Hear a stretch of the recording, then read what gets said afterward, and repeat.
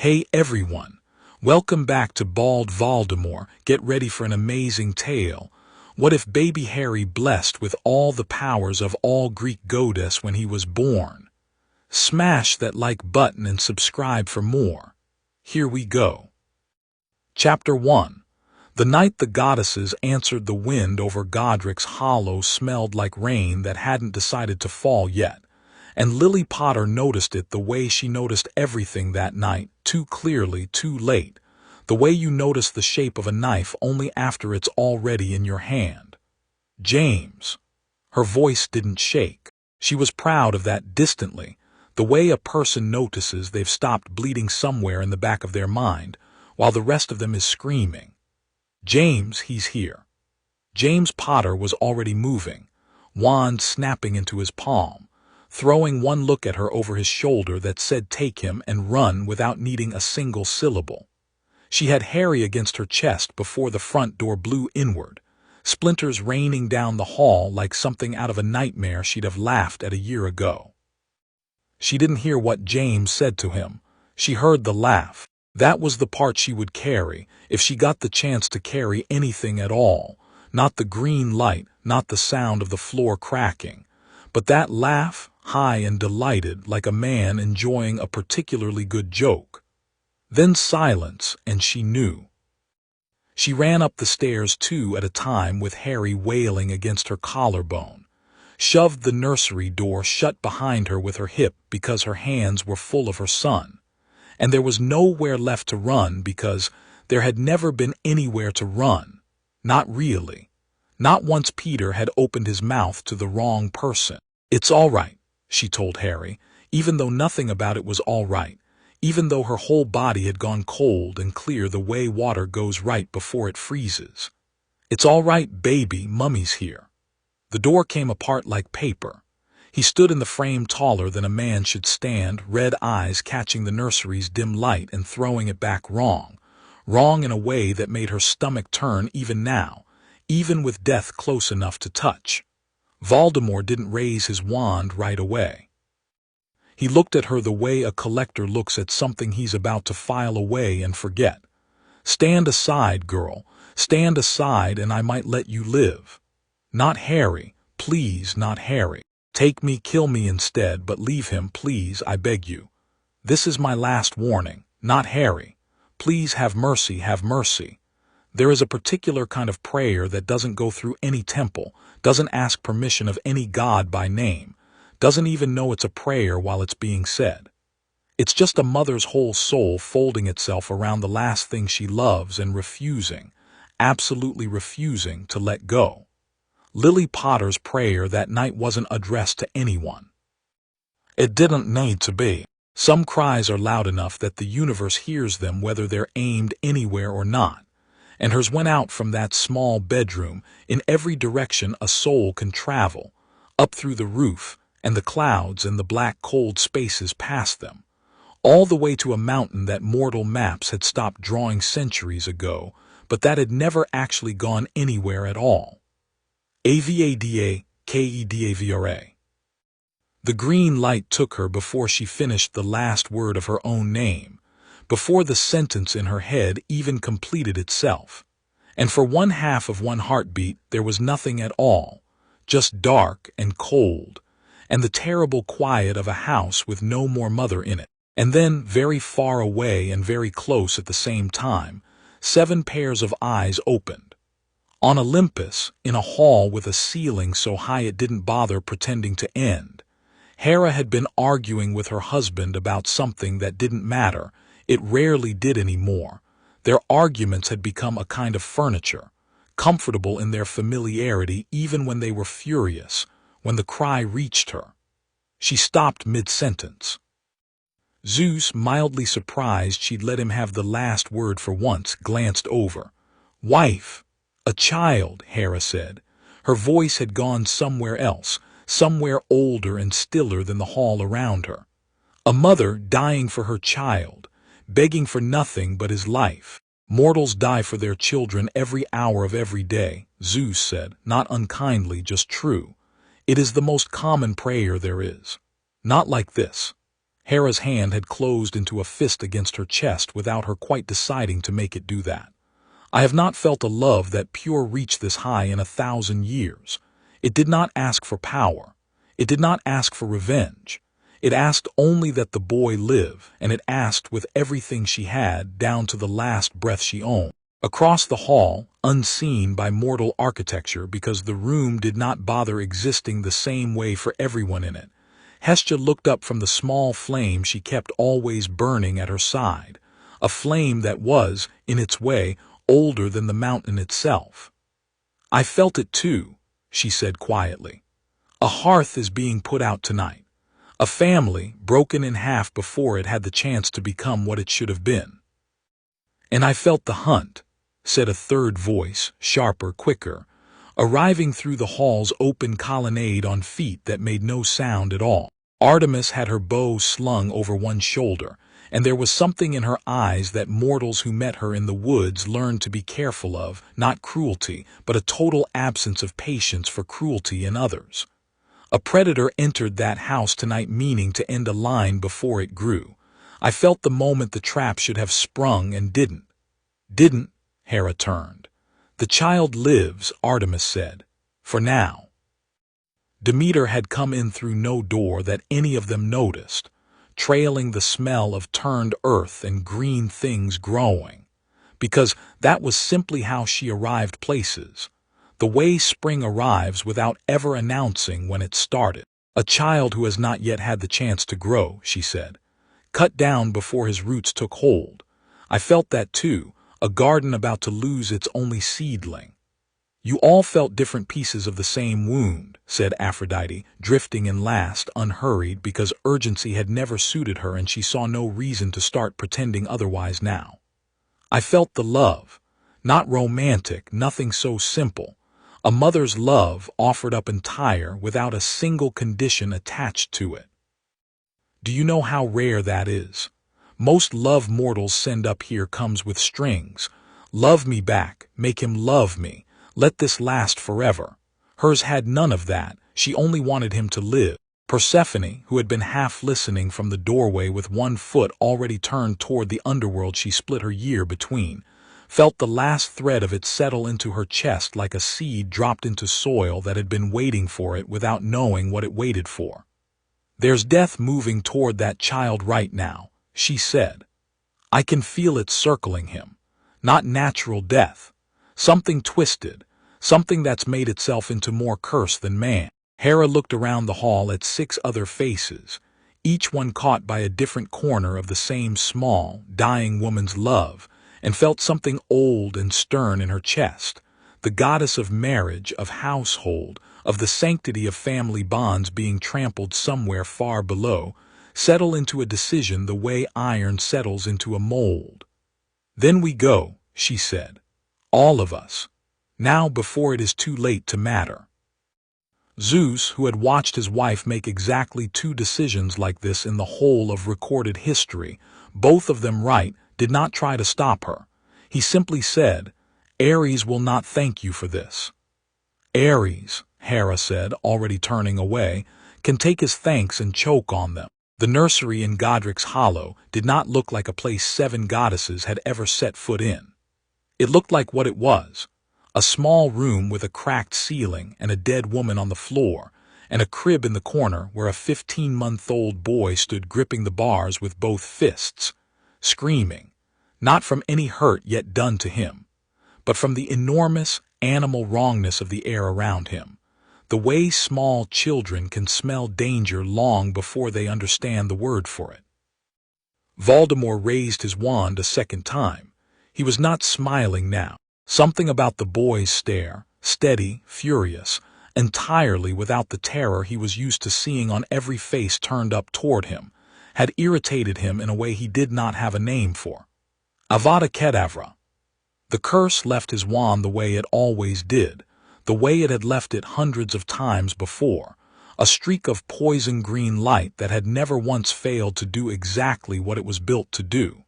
It never reached him. The room did not so much light up as fill, the way a cup fills, all at once and from everywhere. Later, much later, when he was old enough to be told the story and young enough to still believe every word of it, Harry would be told that 7 goddesses came down that night. He would never be able to picture it quite the way it happened, because no human eye was built to see 7 divine natures arrive in the same square foot of space, without the mind simply refusing the image outright and substituting something it could survive processing instead. What Voldemort's fading consciousness registered in the last half-second before his body ceased to matter was less like 7 women and more like 7 ideas made suddenly, unbearably physical wisdom sharp as a blade's edge, a hunt closing its jaws, a hearth fire roaring up into a wall of heat, a harvest ripening in one violent instant, a love so absolute it felt like being crushed and cherished at the same time, a queen's authority settling over the room like a verdict, and underneath all of it, quiet as roots, the deep dark patience of something that had died and returned, and knew exactly how little death actually meant. The curse struck that wall of divinity and simply stopped existing, not rebounded, not reflected, consumed. Athena's hand, if it could be called a hand, if any part of what stood in that nursery could be called anything so simple, closed around the last edge of the curse's power the way a person closes a hand around a fly, and when she opened it again there was nothing left of Tom Riddle's death curse at all. It had gone somewhere. It had gone in. Voldemort's body, denied the rebound that should have torn him apart from the outside, came apart from the inside instead, unmade by 7 forces that did not consider one dark wizard's death curse worth the dignity of destroying him with his own magic. He simply ceased to hold a shape. What was left of him, the splinter too stubborn and too soaked in old, ugly magic to be fully unmade even by gods, fled the room the way smoke flees an open window, thin and formless and furious, looking for somewhere anywhere to hide. And in the crib, Harry Potter stopped screaming. He didn't know why. He was 15 months old and had no words yet for what had just happened around him. No framework at all for gods or curses or mothers who died to buy their sons one more minute of life. But he felt it, the way infants feel everything, not in thought, but in the whole of the small body, a warmth that spread from somewhere behind his ribs outward through every limb, 7 different warmths layering over each other, until they became one enormous, settled safe.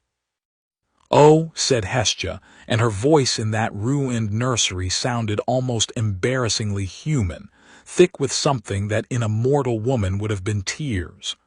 "Oh, look at him. Look how he's looking at us." Because he was 15 months old, standing in a crib with his dead mother on the floor a few feet away, and the wreckage of his father's death spreading through the house below him. And Harry Potter was looking directly up into the space where 7 goddesses stood with an expression that had no business existing on a face that young, not fear, not confusion, but something closer to recognition, as if some old, buried part of him already knew exactly who had just walked into the room. "He should be crying," Artemis said low. "He should be terrified. His mother's blood is still warm on that floor." "He's not afraid of us," Demeter said, wonder creeping into the words. "Not even a little. He's not afraid of anything," Persephone said, and there was something almost grim in the way she said it, because she of all of them knew what it meant to stand in a room with death and not flinch, and she knew what it had cost her to learn it. Not the curse, not us, not even what's still leaking out of that man's body right now trying to find somewhere to hide. Aphrodite crouched, or did the thing that in that room passed for crouching until her face was level with the crib's rail, and Harry reached one small fist toward her without hesitation, the way babies reach for anything bright and interesting, except this reach had none of the usual baby clumsiness in it. It went exactly where he meant it to go. "He's beautiful," she said simply, and meant it the way she meant everything without qualification. Not just to look at. Underneath. There's something in him already that wants to be loved and give love back in equal measure. That's rarer than people think. That is not something we should be encouraging in a child who has just lost both parents to attempted murder, Hera said, but her voice had gone soft around the edges in a way that undercut the sternness entirely. You're the one who insisted we come, Athena pointed out, and there was the faintest thread of dry amusement in it, the closest thing to a smile that her aspect in that room allowed for. Now that we're here, I find I agree with the impulse rather more than I expected to. Meaning, Athena looked down at the boy, and something in her ancient, calculating mind, the part of her that had spent millennia weighing strategies and outcomes and the long arithmetic of consequence, turned over slowly, the way a key turns in a lock built specifically for it. Meaning that a love like the one that called us here does not happen by accident, and a child who does not flinch in the presence of gods and dark curses in the same night is not simply a lucky boy. He is a vessel that has already, without knowing it, made room for something larger than himself. The only question that matters now is what we choose to put in that room. We save him, Hera said immediately. That is all. We save him and we go, and we do not make him our project, our experiment, I am not proposing an experiment, Athena said. I am proposing a gift, freely given, with no expectation of anything owed in return. Isn't that what love without conditions is supposed to look like? Silence settled over the ruined nursery. 7 ancient presences considering a very small boy who had, without asking for it, without understanding it, without doing anything at all except being born to a woman who loved him past the edge of her own death, become the center of a conversation that would echo far past that one broken house. It was Hestia who moved first, because Hestia had never needed permission to protect a hearth, even one as small and broken as this. She reached into the crib gently, so gently that Harry didn't even flinch at the touch, just watched her with those startling green eyes, his mother's eyes, wide and curious and utterly without fear, and laid what could only be described as a warmth against his chest, right over the small, fast-beating heart. For loyalty, she said. For a hearth that will never truly go cold, no matter how many houses try to starve it. For the family he will build, whether or not the ones who share his blood deserve to be called that. Demeter came next, kneeling in a way that made the cracked floorboards briefly, impossibly, put out small green shoots before wilting back to ordinary wood, as if the room itself couldn't decide whether to bloom or mourn. For growth, she said. For the patience to let things take root in their own time, and the strength to nurture what's worth nurturing and prune what isn't. Artemis touched 2 fingers to his forehead, quick and businesslike, the way a hunter marks something not to claim it but to know it. For the hunt, she said. For instinct sharper than fear, for the will to protect what's weaker than you without ever needing to be told it's the right thing to do. Athena's blessing came slower, more deliberate, a hand resting against the side of his small skull like she was setting something delicate into place. For wisdom, she said. Not knowledge. Knowledge is cheap. Any fool can gather it. Wisdom is knowing what to do with what you know and when to hold your tongue, and when a fight is worth having and when it is beneath you entirely. Aphrodite kissed 2 fingers and pressed them lightly to his cheek, and where she touched, something in the boy's face seemed to settle, some small tension easing that hadn't even been visible until it was gone.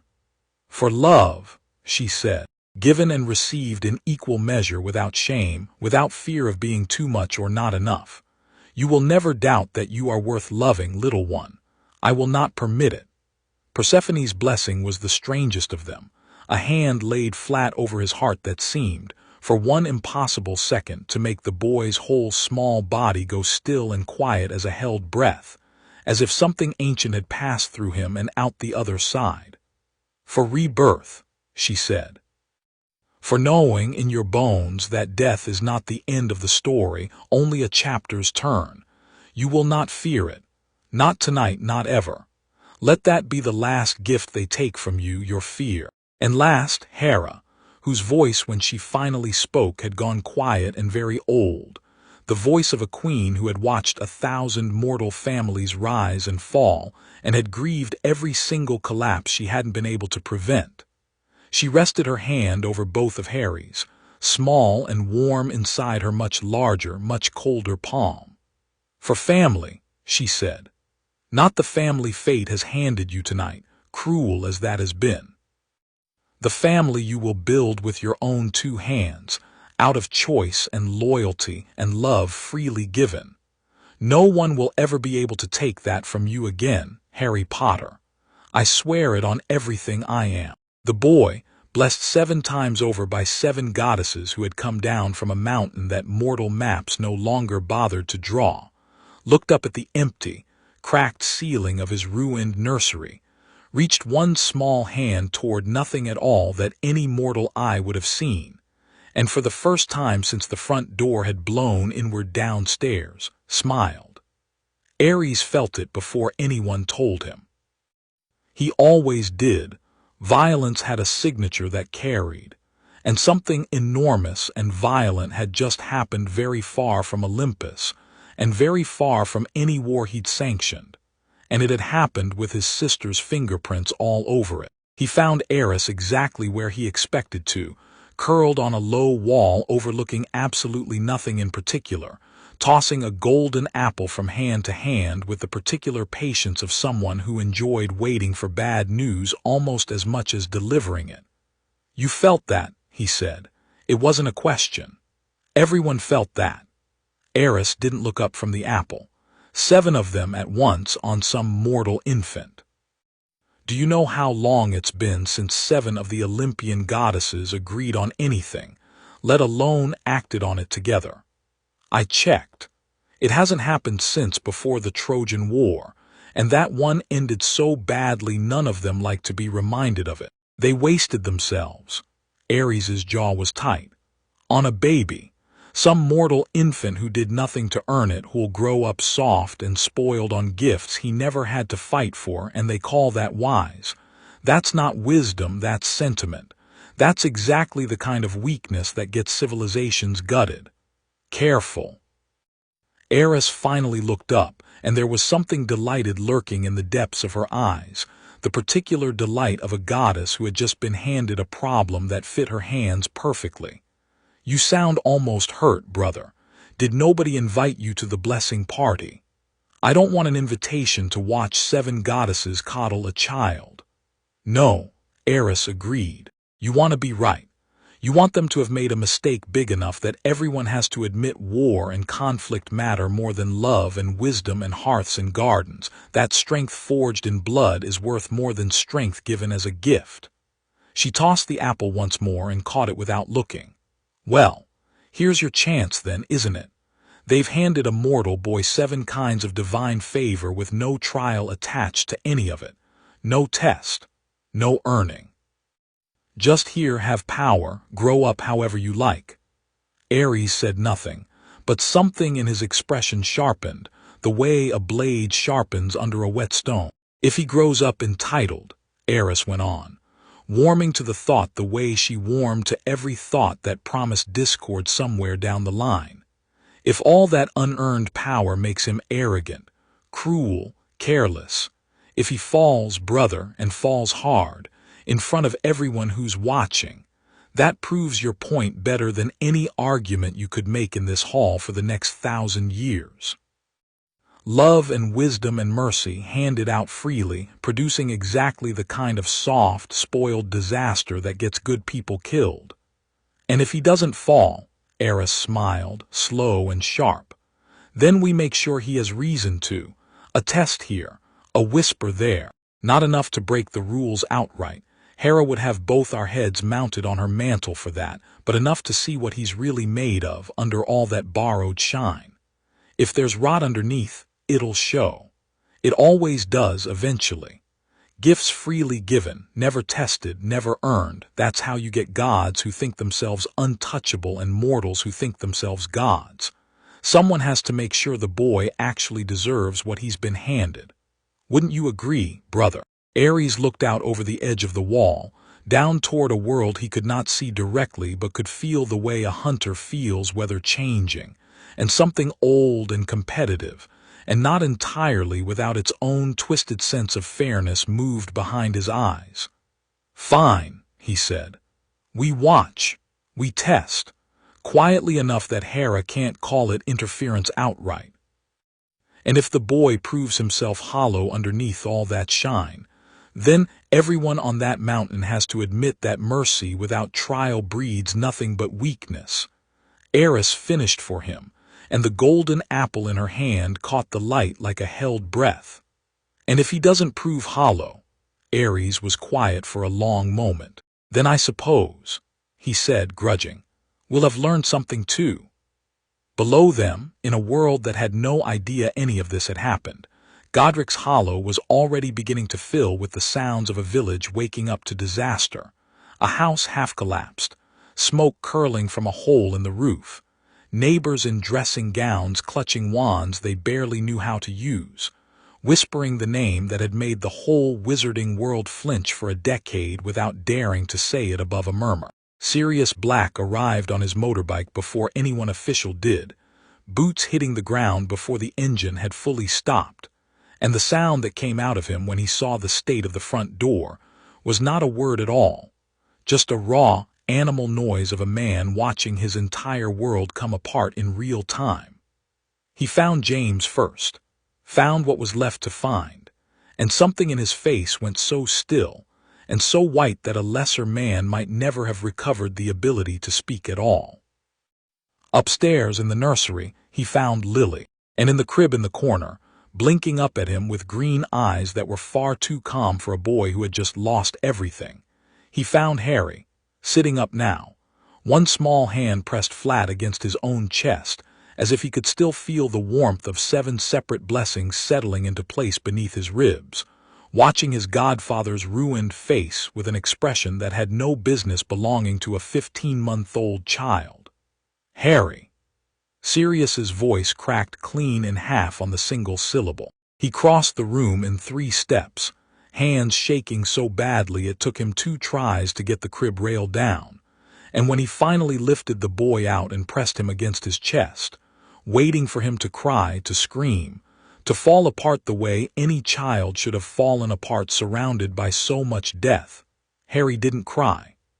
He reached up instead, small fingers finding the collar of Sirius's leather jacket, and held on, just held on, steady and warm and utterly unafraid, while a grown man wept into his hair and the ruined house ticked and settled around them both, and somewhere far above, on a mountain no map could find, 7 goddesses and 2 furious siblings watched the same small boy and understood, each in their own way, that something had just been set in motion that none of them, not the goddesses who gave, not the gods who resented the giving, not the boy himself, would be able to fully take back. Hagrid arrived not long after on a flying motorbike of his own, enormous and weeping and gentle all at once, under strict orders from Dumbledore to collect the child and bring him somewhere the old man had already, quietly, decided would be safest.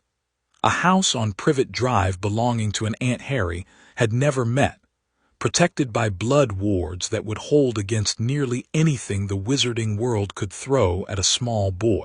What Dumbledore did not know, could not know, standing in the wreckage of Godric's Hollow with his half-moon spectacles catching the last of the smoke-hazed moonlight, was that the wards he was about to raise around a small house in Surrey were not going to be protecting a frightened, ordinary child who needed hiding and guiding and careful, controlled release into the truth of his own history. They were going to be protecting a boy who had already been blessed by 7 goddesses of Olympus before his first birthday, who had swallowed a killing curse whole and smiled afterward, who had no fear left in him for anyone or anything to exploit, and who was, though nobody standing in that ruined nursery could have guessed it yet, about to grow up into something far too large for any single old wizard's careful plans to contain.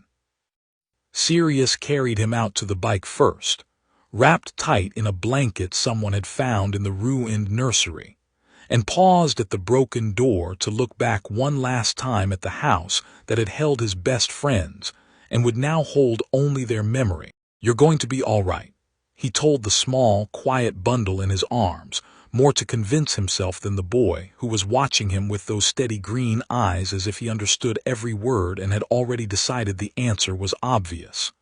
"I don't know how yet. I don't know what just happened in there, and I don't think I want to, not tonight, but you're going to be all right, Harry. I can feel it. Something's different about you now. Something big." He had no idea how right he was.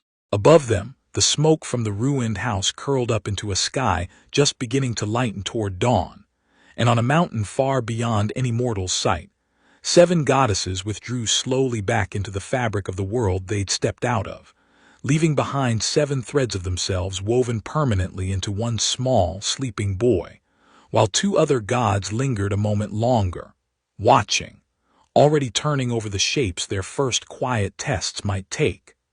The night the goddesses answered was over. What they had started had only just begun. Chapter 2, A House That Could Not Hold Him. Petunia Dursley had never wanted a baby dropped on her doorstep at 1 in the morning, and she especially hadn't wanted this particular baby, wrapped in a blanket that smelled of smoke and something older than smoke, with a letter tucked into the basket that read like it had been written by a man who thought explaining himself was optional. "He's not staying," she told Vernon, who stood behind her in his dressing gown looking like a man who'd woken up to find a crocodile on his lawn. "I don't care what the letter says. I don't care whose blood runs in him. He is not staying in this house." Harry, 1 year old and utterly unbothered by the argument happening a few feet above his basket, reached up and closed his small fist around a fold of the blanket, and somewhere in the garden behind them, though neither Dursley noticed it that night, a rose bush that had been dead for 2 winters put out a single green shoot. He stayed, of course. Petunia would spend the next decade telling herself she'd never had a choice, and in a certain narrow sense she was right. The wards Dumbledore had raised around the house needed her blood to hold, needed Harry living under her roof to mean anything at all. But there was another truth underneath that one that she never let herself examine too closely. Some nights, when the boy slept in the crib they'd shoved into the smallest bedroom before deciding a cupboard would do just as well, she caught herself standing in the doorway just watching him breathe, and she could never explain to herself why she did that, or why it felt so much like guilt. The cupboard idea lasted exactly 4 days. It wasn't rebellion, not from a 1-year-old, not really. It was simpler than that. The first night they put him under the stairs, Vernon latched the little door and went to bed satisfied he'd solved the problem of an unwanted freak nephew the same way he solved every problem, by putting it somewhere he didn't have to look at it. He came downstairs the next morning to find the cupboard door standing wide open, no evidence of forced latches, no sign the boy had so much as tried to get out, and Harry sitting cross-legged just outside it in a small patch of sunlight that had somehow found its way through a house with no windows anywhere near that hallway, playing with a spider that seemed entirely willing to be played with. "Petunia." Vernon's voice had the flat, careful tone of a man trying not to sound as unsettled as he felt. "Did you let him out?" "I didn't touch that door." Petunia's eyes had gone to the spider and something in her face twitched, not fear exactly, more like recognition of a pattern she didn't want to name. "Vernon put him back. He put him back." The latch clicked shut. Vernon went to check on it twice that night, at 11 and again past 1, and both times found it still latched, still shut, exactly as he'd left it, and both mornings after, Harry was sitting outside it again in his little patch of impossible sunlight, perfectly calm, perfectly content, as if the door simply hadn't occurred to him as something worth minding. On the 4th morning, Vernon gave up trying to understand it and put the boy in the smallest bedroom instead, muttering something about freaks and their freakishness that Petunia didn't bother arguing with, mostly because some small, buried part of her agreed with the unspoken alternative explanation and didn't want to say it out loud. That a house built by ordinary hands simply could not hold a boy who had already decided, at 1 year old, that he had no intention of being contained by anything so small as a locked door. Dudley Dursley was, by every account anyone in Little Winging would have given at the time, a spoiled, loud, occasionally cruel little boy who had learned early that tantrums got him whatever he wanted and applied that lesson liberally to every part of his life, including his cousin. For the first 3 years the two boys shared a house. This played out about as badly as anyone might expect. Toys yanked from small hands, tears, the particular casual meanness that comes from a child who has never once been told no and can't imagine why that should start now. It changed, slowly and then not so slowly, sometime around Harry's 4th birthday, and nobody in that house ever quite worked out why, though Petunia would occasionally catch herself thinking about it on quiet afternoons and feeling a chill she couldn't explain. It started small. Dudley shoved Harry off the good end of the sofa one evening, the way he always did, and instead of the usual quiet retreat, Harry just looked at him, not angry, not hurt, just looked, steady and green-eyed and entirely without the flinch Dudley had come to expect. And something in Dudley's chest did an uncomfortable little flip, a feeling he had no vocabulary for at 5 years old except that it made him feel, for the first time in his life, faintly ashamed of himself. "Why'd you do that to me?" Harry asked, not accusing, genuinely curious the way a much older child might ask, turning the question over like he actually wanted the answer. Dudley opened his mouth to say something cruel, the way he always did, and what came out instead was, "I dunno.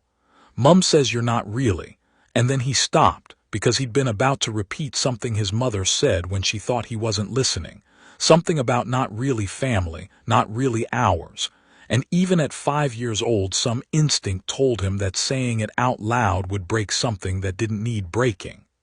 Not really what? Nothing. Dudley scooted over on the sofa an inch, then another, until there was room enough for both of them. You can watch the good side too, I guess. It wasn't dramatic. There was no single moment anyone could point to and say that was when it changed. But over the following month something in Dudley Dursley quietly, unglamorously rearranged itself, the way a plant rearranges itself toward the only window in a room. And by the time Harry turned 6, Dudley had become, without ever announcing it to anyone including himself, the single most consistent line of defense between his cousin and the rest of the world. It showed up in strange, small ways. At school, when Piers Polkiss tried to take the swing Harry was on, Dudley, who 2 years earlier would have been the one taking the swing himself, planted his considerable bulk between them and said, with the flat, unshakable authority of a boy repeating something he'd absorbed rather than reasoned out, "That's my cousin's swing. Since when do you care about your freak cousin?" Dudley considered this with the slow gravity of a boy working through a math problem he found personally offensive. "Since he's my family," he said finally, as if the answer had always been obvious and Piers was simply too dim to have arrived at it himself. "You don't mess with family." Piers, unfamiliar with this new and confusing version of Dudley Dursley, decided the swing wasn't worth the argument. Petunia noticed it too, in her own way, watching from the kitchen window one afternoon as Dudley, 6 years old, red-faced with the effort of it, helped Harry up after a fall from the low garden wall he'd been climbing, brushing dirt off his knees with rough, careful hands, telling him he was being an idiot in a tone that somehow managed to sound both irritated and fiercely protective at once. She thought, not for the first time, that something about that boy simply reorganized the people around him without asking permission, pulled loyalty out of places that hadn't previously had any to give, and she didn't know what to do with the thought except set it aside, The way she set aside every thought about her nephew that threatened to become something more complicated than resentment. School was where it became impossible to keep pretending nothing unusual was happening. Harry started at the local primary school a few months after his 5th birthday, sat quietly at the back of a classroom full of children who could barely spell their own names, and within the first term had worked his way through every reading book on the shelf meant for children twice his age. Not because anyone taught him to, but because the words simply made sense to him the way breathing made sense, patterns settling into place in his head with an ease that made his teacher a patient, overworked woman named Mrs. Fenwick stop mid-lesson more than once just to stare at him. "He's reading at a secondary level," she told Petunia at the first parents' evening, in the careful, faintly bewildered tone of someone reporting something she couldn't quite believe herself. "I've never seen anything like it. And it's not just reading," he corrected another child's arithmetic today, gently, kindly, the way you'd expect a teacher to do it, not a 5-year-old boy. Petunia's mouth had gone thin and tight. "He's always been odd." "Odd isn't the word I'd use, Mrs. Dursley. Gifted, maybe." "There's something almost." Mrs. Fenwick hesitated, searching for a word that fit, and not quite finding one that didn't sound absurd said out loud in a primary school classroom. "Something old about the way he thinks, like he's already worked out the answer to a question before anyone's finished asking it." Vernon's solution, when Petunia relayed this at home, was predictable in its bluntness. "Tell them to stop coddling him. Boy needs to learn his place, not get puffed up with ideas about being clever." "He is clever, Vernon. There's a difference between telling a teacher to stop reporting facts and the facts stopping being true. Don't you dare take his side." "I'm not taking anyone's side. I'm telling you what she said." It was around this time that Vernon Dursley decided, with the particular stubbornness of a man who had never once in his life admitted a strategy wasn't working, that what the boy needed was discipline, proper discipline, the kind Vernon himself had received as a child and credited, entirely inaccurately, with everything he considered good about himself. The first time he raised his voice properly at Harry, really raised it, the full Vernon Dursley volume that had cowed vendors, subordinates, and Dudley alike for years. He was standing in the kitchen doorway with his face gone the particular shade of purple-red that meant he was building towards something. And Harry, 6 years old, sitting at the table with a book open in front of him, simply looked up and waited for him to finish. The way you'd wait out a passing thunderstorm you knew wasn't actually going to hit you. "Are you even listening to me, boy?" "I'm listening." Harry's voice was steady, mild, entirely without the tremor Vernon's volume was built to produce. "You said I broke a rule by finishing dinner before Dudley did. I didn't know that was a rule. Is it written down somewhere, or is it a new one?" Vernon's face went from purple-red to a color that didn't have a proper name. "Don't you get smart with me." "I'm not trying to be smart. I'm trying to understand the rule so I don't break it again."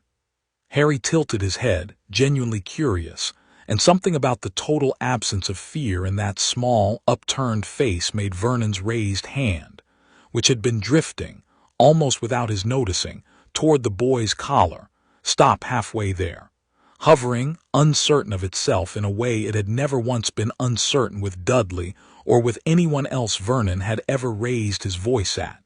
He didn't touch him. He told himself later it was restraint, decency, the better part of a man who didn't hit children. The truth, which some small, honest corner of him understood and refused to look at directly, was that something about the boy's steady, unflinching stare had made his hand simply not want to finish the motion, the way a hand doesn't want to reach into a fire even when the mind commands it to. "Go to your room," he said instead, gruff, unsatisfied, and Harry closed his book and went, not because he was afraid, but because there was genuinely nothing more interesting happening downstairs. Locking him in didn't work either. The lock, a proper one this time, fitted specially. Vernon had made a whole production of installing it himself with his least favorite Sunday afternoon, held for exactly one night before Petunia found the bedroom door standing open the next morning with the lock still engaged, still perfectly intact, as if the door had simply decided, of its own accord, that it wasn't in the business of keeping this particular boy anywhere he didn't want to be. "I don't understand it," she told Vernon quietly, so Dudley wouldn't hear. "The lock isn't broken, it's not picked, it's just open. The door's just open, Vernon, and the lock's still turned. Then he's got some trick, some freak trick. He was asleep when I checked on him at midnight. Fast asleep, Vernon, he didn't do anything, it just opened." Neither of them said what they were both thinking, which was that a house wasn't supposed to behave this way around a small boy, that walls and locks and latches weren't supposed to simply lose their meaning the moment they were pointed at him, as though some old, deep magic that had settled into him the night his parents died had decided, on his behalf, and without asking his permission, that he would never again be a boy who could be trapped anywhere against his will. The garden was the thing Petunia genuinely couldn't explain away, not to herself, not to the neighbors who started commenting on it with increasing frequency. Number 4, Privet Drive had, for years, hosted the same unremarkable roses and unremarkable hedge that every other house on the street hosted, kept alive through Petunia's diligent, joyless maintenance and nothing more. From the year Harry turned 7, it became something else entirely. Roses that bloomed a full month before the neighbors did and kept blooming a full month after. A small vegetable patch Harry had started himself with seeds bought from the corner shop that produced tomatoes the size of a man's fist and beans that climbed the trellis faster than seemed physically reasonable. A single apple tree in the back corner that had never once, in the 11 years the Dursleys had lived there, produced fruit worth eating. Suddenly bending under a harvest, so heavy Vernon had to prop up its branches with poles. "It's the boy," said Mrs. Number 6 from over the fence, watching Harry kneel in the dirt with his hands buried up to the wrist, murmuring something to a row of carrots that she couldn't quite hear. "I don't know how, but it's the boy. Plants just like him." Petunia, standing at the kitchen window with a cup of tea going cold in her hands, didn't argue. She'd stopped arguing with the evidence of her own eyes some time ago. She watched her nephew kneeling in dirt that seemed to soften and welcome his hands the way it never welcomed hers, watched a robin land on his shoulder and stay there, entirely unbothered while he worked, and felt something twist in her chest that she refused, absolutely refused to name, because naming it would mean admitting that the boy she'd spent 7 years treating like an unwanted burden had grown, quietly and without any help from her, into something extraordinary, and that some deep, buried part of her, the part that remembered a sister she'd loved before jealousy and fear had curdled that love into something ugly, was proud of him despite herself. She never told him that. She wasn't capable of it yet, not with Vernon's disapproval hanging over every soft moment like a held breath. But she stopped complaining about the garden. She let him keep buying seeds with the small allowance Dudley never noticed him not spending on sweets. It wasn't much.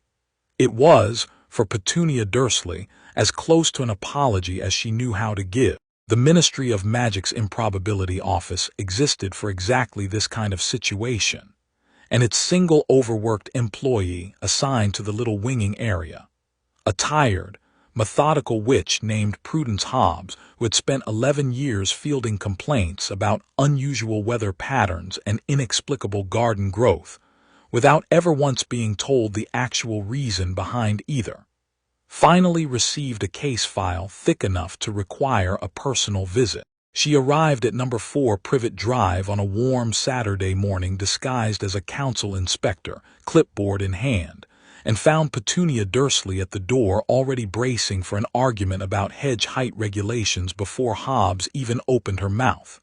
"Mrs. Dursley, I understand you have a young boy living here, Harry Potter," Something in Petunia's face went very still. "What's this about?" "Nothing you need to worry about," Hobbs said, in the practiced, soothing tone of a woman who had diffused 1,000 nervous conversations exactly like this one. "Just a routine check. We've had reports, unusual growth patterns in the local flora, some anomalous weather readings specific to this address. Might I speak with the boy?" Harry was in the garden, as he always was on a Saturday, and came around the side of the house at Petunia's call with dirt on his knees, and an expression of open, unbothered curiosity that made Hobbs, who had, over 11 years, developed a fairly reliable sense for which children radiated raw, uncontrolled magic and which didn't, pause mid-step, her professional composure flickering for just a fraction of a second before she smoothed it back into place. He's practically glowing, she thought, and had the sudden, dizzying sense of standing too close to something enormous without quite being able to see its full shape. 7 years old, and he's carrying more than most fully qualified witches I've met. "Hello," Harry said, entirely unfazed by a stranger in his garden. "Are you here about the tomatoes? Mrs. Fig said the neighbors complained." Something like that. Hobbs crouched to his level, the way she'd been trained to with underage subjects, keeping her voice light and unthreatening. "Do you know why your garden grows the way it does, Harry?" He considered this with the same careful, unhurried thoughtfulness he gave every question, turning it over. "I think it likes me," he said finally. "I don't know why, it just does. I ask it to grow and it grows. I don't think that's the same as magic exactly. It's more like asking and it agreeing." Hobbs had interviewed dozens of young magical children over the years, most of them defensive, frightened, badly coached by nervous parents into denying everything. She had never once interviewed a 7-year-old who described uncontrolled accidental magic with the calm, precise clarity of someone twice his age, entirely without shame or fear of consequence, as if the idea that magic might be something to hide from a stranger with a clipboard had simply never occurred to him. "That's a very good way of putting it," she said, and meant it. "Do you know you're a wizard, Harry? Mrs. Fig said something like that once when I was little. She didn't explain it properly.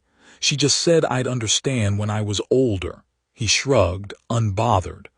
"I figured it out myself mostly. Things happen around me that don't happen around other people. I don't mind it. It's useful." Hobbs glanced up at Petunia, who was standing rigid in the doorway with her arms crossed, radiating the specific tension of a woman who had spent 7 years hoping this exact conversation would never happen and was now furious that it was happening on her front lawn where the neighbors could see. "He's stable," Hobbs told her, straightening. "Remarkably so, for the amount of raw ability he's carrying. Most children his age with this level of accidental magic are having tantrums that level fences. He's controlled isn't quite the word. Settled, as if none of it frightens him even slightly. Is that good or bad?" Petunia's voice had an edge to it that wasn't quite hostility and wasn't quite fear either. "Good, I'd say. Very good." Hobbs made a note on her clipboard, though what she actually wrote down bore very little resemblance to a bureaucratic report, and rather more to a private, urgent memo to herself. "Recommend flagging file for senior review. Subject shows unprecedented magical maturity for age, complete absence of fear response to authority or accidental magic incidents. Possible connection to events of 1981. File under Potter, Harry. Do not close." She left without further incident, promising the Dursleys the garden's productivity would be quietly written off in council records as an unusually good growing season, and walked back to the point where she could safely apparate with the particular unsettled feeling of a woman who had just brushed up against something considerably bigger than her modest job description had prepared her for. Ares had been watching for the better part of 6 years, patiently, the way a hunter watches a den before deciding it's worth the effort of digging in, And by the time Harry turned 8, he'd concluded that patience alone wasn't going to answer the question he actually wanted answered. Some things you couldn't learn by watching, you had to press. A test, he told Hera, standing at the edge of the world in the particular liminal way God stood at edges, neither here nor there. Something real, something with teeth. If the boy's as untouched by fear as everyone claims, let's see what he does when fear's the only rational response available. You want to send something to hurt him. Eris didn't sound disapproving. She sounded interested. I want to send something to test him. There's a difference if you care to make it. Ares's mouth twisted, not quite a smile. A young hound, one of the old breed, out of the deeper wilds, half-grown and hungry and drawn, the way its kind always is, to concentrations of power it doesn't understand. It won't kill him, not if he's what they claim. But it will find out fast whether the boy who never learned fear has anything real underneath the shine, or whether he's simply never been tested hard enough to know what fear feels like yet. Eris turned the golden apple over once in her hand, considering. And if Artemis notices you've sent one of the old hunting breeds into a mortal town, then I'll tell her the truth, that I wanted to know what her gift was actually worth. Ares's eyes, when he looked back down toward the small, ordinary suburban street far below, had the flat, patient look of a predator that had already decided the outcome didn't much matter to him either way. Let's find out. It came on a Tuesday evening in late summer, while the light was still gold and low over Privet Drive, and the street smelled of cut grass and someone's barbecue 3 houses down, and Harry was walking home from Mrs. Figg's with Dudley trailing half a step behind, the two of them arguing amiably about whose turn it was to pick what they watched on television that night. The dog came out of the hedge at the end of the road, and it was wrong in every way a dog could be wrong. Too big, shoulders higher than a grown man's waist, black as a starless sky with eyes that burned a dull, furnace red, and a growl that didn't so much sound as press. A low vibration that Harry felt in his teeth before he consciously registered it as noise at all. Dudley froze. Every instinct in his 10-year-old body screamed run, and to his credit, he tried to grab Harry's arm to drag him with him, because whatever else Dudley Dursley had become over the past few years, abandoning family wasn't part of it. Harry didn't run. He felt the fear coming off Dudley beside him like heat off a stove, and he felt, underneath his own skin, deeper than thought, something else entirely rising to meet the creature in the road. A cold, clean certainty that settled into his shoulders and his spine the exact instant the growl reached him, the specific, ancient stillness of a hunter recognizing another hunter and finding, to its own faint surprise, that it wasn't the smaller of the two. Dudley. His voice came out steady, low, and Dudley, who had never once in his life heard his cousin sound like that, flat and certain and entirely without a single tremor, stopped pulling at his arm. Get behind me. Slowly. Don't run yet. Harry, that's not a dog, that's not a normal. I know. Harry didn't take his eyes off the creature, which had stopped its slow advance and was watching him now with something that might, on a human face, have been called confusion, as if it had expected, on some instinctive level, for this small human boy to already be screaming, already fleeing, already easy. It's not here to hurt you. It's here for me. That is not making me feel better. The hound lowered its head, haunches coiling, the universal language of a predator about to close distance fast, and Harry felt something in his chest answer that motion before his mind had finished processing the danger. Not fear, never fear, but a sharpening, a narrowing of focus down to the single, clean point of now, the way a bowstring narrows all its tension into one arrow. Artemis's gift had lain quiet in him for 8 years, waiting, and it woke up now the way a muscle wakes up when you finally use it properly for the first time. He didn't have a wand. He didn't know a single spell. What he had instead was instinct older than any wand, And when the hound sprang, Harry didn't flinch and didn't freeze.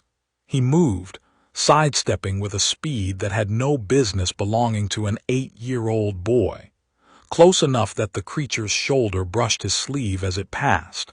And as it skidded around to come at him again, he was already turning to face it, breathing steady, feet planted.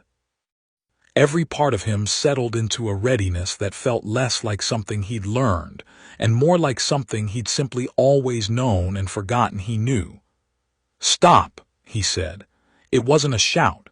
It wasn't even particularly loud, but something in the word carried a weight that had nothing to do with volume, an authority that settled over the street like a hand closing around the scruff of a much smaller animal. And the hound, mid-lunge, actually stopped, 4 paws skidding on the tarmac, its burning eyes fixed on the small boy in front of it with an expression that, on a human face, would have been called bewilderment. "You're not supposed to be here," Harry said, and his voice had gone very quiet now, very calm, the calm of someone speaking a truth that had only just fully arrived in his own head as he said it out loud. "Someone sent you. Someone wanted to see what I'd do." He tilted his head, studying the creature the way he studied everything, patient and unafraid. "I don't know who you are, but I'm not afraid of you, and I'm not going to run, and you're not going to hurt my cousin. So you can go back to wherever you came from, or you can try again and find out what happens. Your choice." The hound growled, low, uncertain, torn between an instinct to attack and a deeper, older instinct.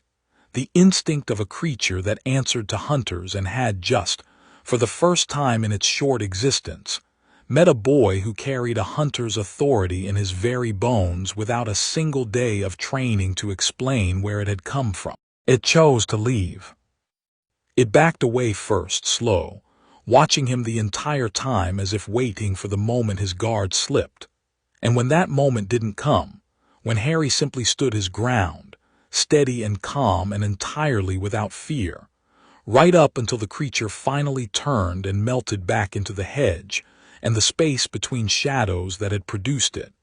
It was gone as suddenly as it had arrived, leaving nothing behind but a faint, cold smell like distant thunderstorms and 2 boys standing alone on an ordinary suburban street in the fading gold light. Dudley didn't say anything for a long moment. When he did, his voice came out smaller than Harry had heard it in years. "What was that? I don't know." Harry let out a slow breath, and only then, only once the danger had actually passed, did something in his shoulders finally loosen, the readiness draining back out of him the way tension drains out of a bowstring once the arrow's flown. But it wasn't hungry. Not really. It was testing me. Testing you for what? Harry looked down the empty road where the creature had vanished, and something in his young face went thoughtful in a way that made Dudley, not for the first time, feel like he was looking at someone far older than his 8-year-old cousin had any right to be. "I don't know yet," Harry said, "but I think there's a lot of things out there that are going to want to test me, Dudley, and I think I'm going to be all right when they do." They walked the rest of the way home in silence, and when Dudley finally spoke again, his voice had lost its shake and found something steadier underneath. "You weren't scared, not even a bit. I was proper terrified and you just stood there. I don't really get scared." Harry said it simply, without pride, the way you'd state a fact about your own eye color. "I've tried sometimes when I think I should be, it just doesn't come. Must be nice. I don't know if it's nice or not. It's just how I am." He glanced sideways at his cousin, and something warm crept into his voice, the particular warmth of a boy who had, without ever quite naming it, come to trust the person walking beside him. "You didn't run, though, even when you were scared. You tried to grab me and pull me with you." Dudley went red, embarrassed and pleased at once. "Course I did. You're my cousin." "Family," Harry said, and smiled, and something in that single word settled between them like a stone finding the bottom of a pond, quiet and permanent and entirely unremarkable to anyone who hadn't watched. 7 years earlier, a bullying 5-year-old boy slowly, wordlessly become exactly the kind of brother who ran toward danger instead of away from it. Above them, in a place no map could find, Ares watched the hound slink back through the shadow it had come from, and felt something he hadn't expected to feel, something that sat uncomfortably close to respect. Well, Eris was already there, of course, drawn by the outcome the way she was always drawn to outcomes with interesting shapes. "Did your test prove your point, brother?" Ares didn't answer immediately. He was still watching the small figure of the boy walking home in the gold evening light, steady and unafraid, and entirely without the arrogance Ares had half expected to find underneath the calm. No gloating, no swagger, just quiet certainty and a hand that had reached for his cousin's shoulder the instant the danger passed, checking, without being asked, that the person he'd protected was actually all right. "No," Ares said finally, and there was something almost grudging in it, an honesty he didn't often extend to anyone, least of all himself. He didn't run. He didn't panic. He didn't even seem to enjoy the fight, the way a boy drunk on borrowed power might have. He just stood and protected what was his and let the threat leave once it was no longer a threat without needing to prove anything to anyone. He shook his head slowly. "That's not weakness, and it's not the kind of arrogance I was hoping to find either." "So we've learned something," Eris said, delighted despite herself, tossing the apple once more. "Or you have, at least. One test proves nothing." Ares's eyes had already narrowed, already turning the failure over into the shape of the next attempt, sharper this time, harder to walk away from unbruised. "We'll test him again, and again, until we find the bottom of him, or until we're certain there isn't one." Far below, in a warm kitchen on Privet Drive, Petunia Dursley set 2 plates of shepherd's pie on the table and noticed, without quite letting herself examine why it unsettled her, that her son had sat down noticeably closer to his cousin than usual, shoulder brushing shoulder, the two of them talking in low, quick voices about something she hadn't been told, and somehow understood she wasn't meant to ask about yet. She didn't ask. She poured the milk and watched her nephew eat with the same calm, unhurried ease he brought to everything, and thought, not without a strange and complicated ache, that whatever was growing inside that boy, whatever the letter Dumbledore had left all those years ago hadn't bothered to explain, it was clearly far too large now for a house on an ordinary street to ever fully hide. Chapter 3. Diagon Alley and the Wand That Argued. The letters started arriving on Harry's 11th birthday, which Vernon Dursley found so suspicious in itself. A letter arriving on the exact day, as if someone out there had been counting, that he burned the first one in the kitchen sink before Harry had even finished reading the address on the envelope. "Yellowish parchment," Vernon muttered, scrubbing ash down the drain like it might come back to life. "Handwriting like that. I know what that means. I know exactly what that means, and it's not happening in my house." "What does it mean?" Harry asked, not particularly bothered by the burning, mostly curious. "Nothing. It means nothing because it's not happening." It happened anyway. 3 more letters came the next day, wedged into places letters shouldn't have been able to reach. The letterbox, yes, but also under the front door where there was no gap, and one memorably arriving through the chimney and landing neatly on top of the fruit bowl, which made Petunia go very pale and very quiet in a way Harry filed away as information worth remembering.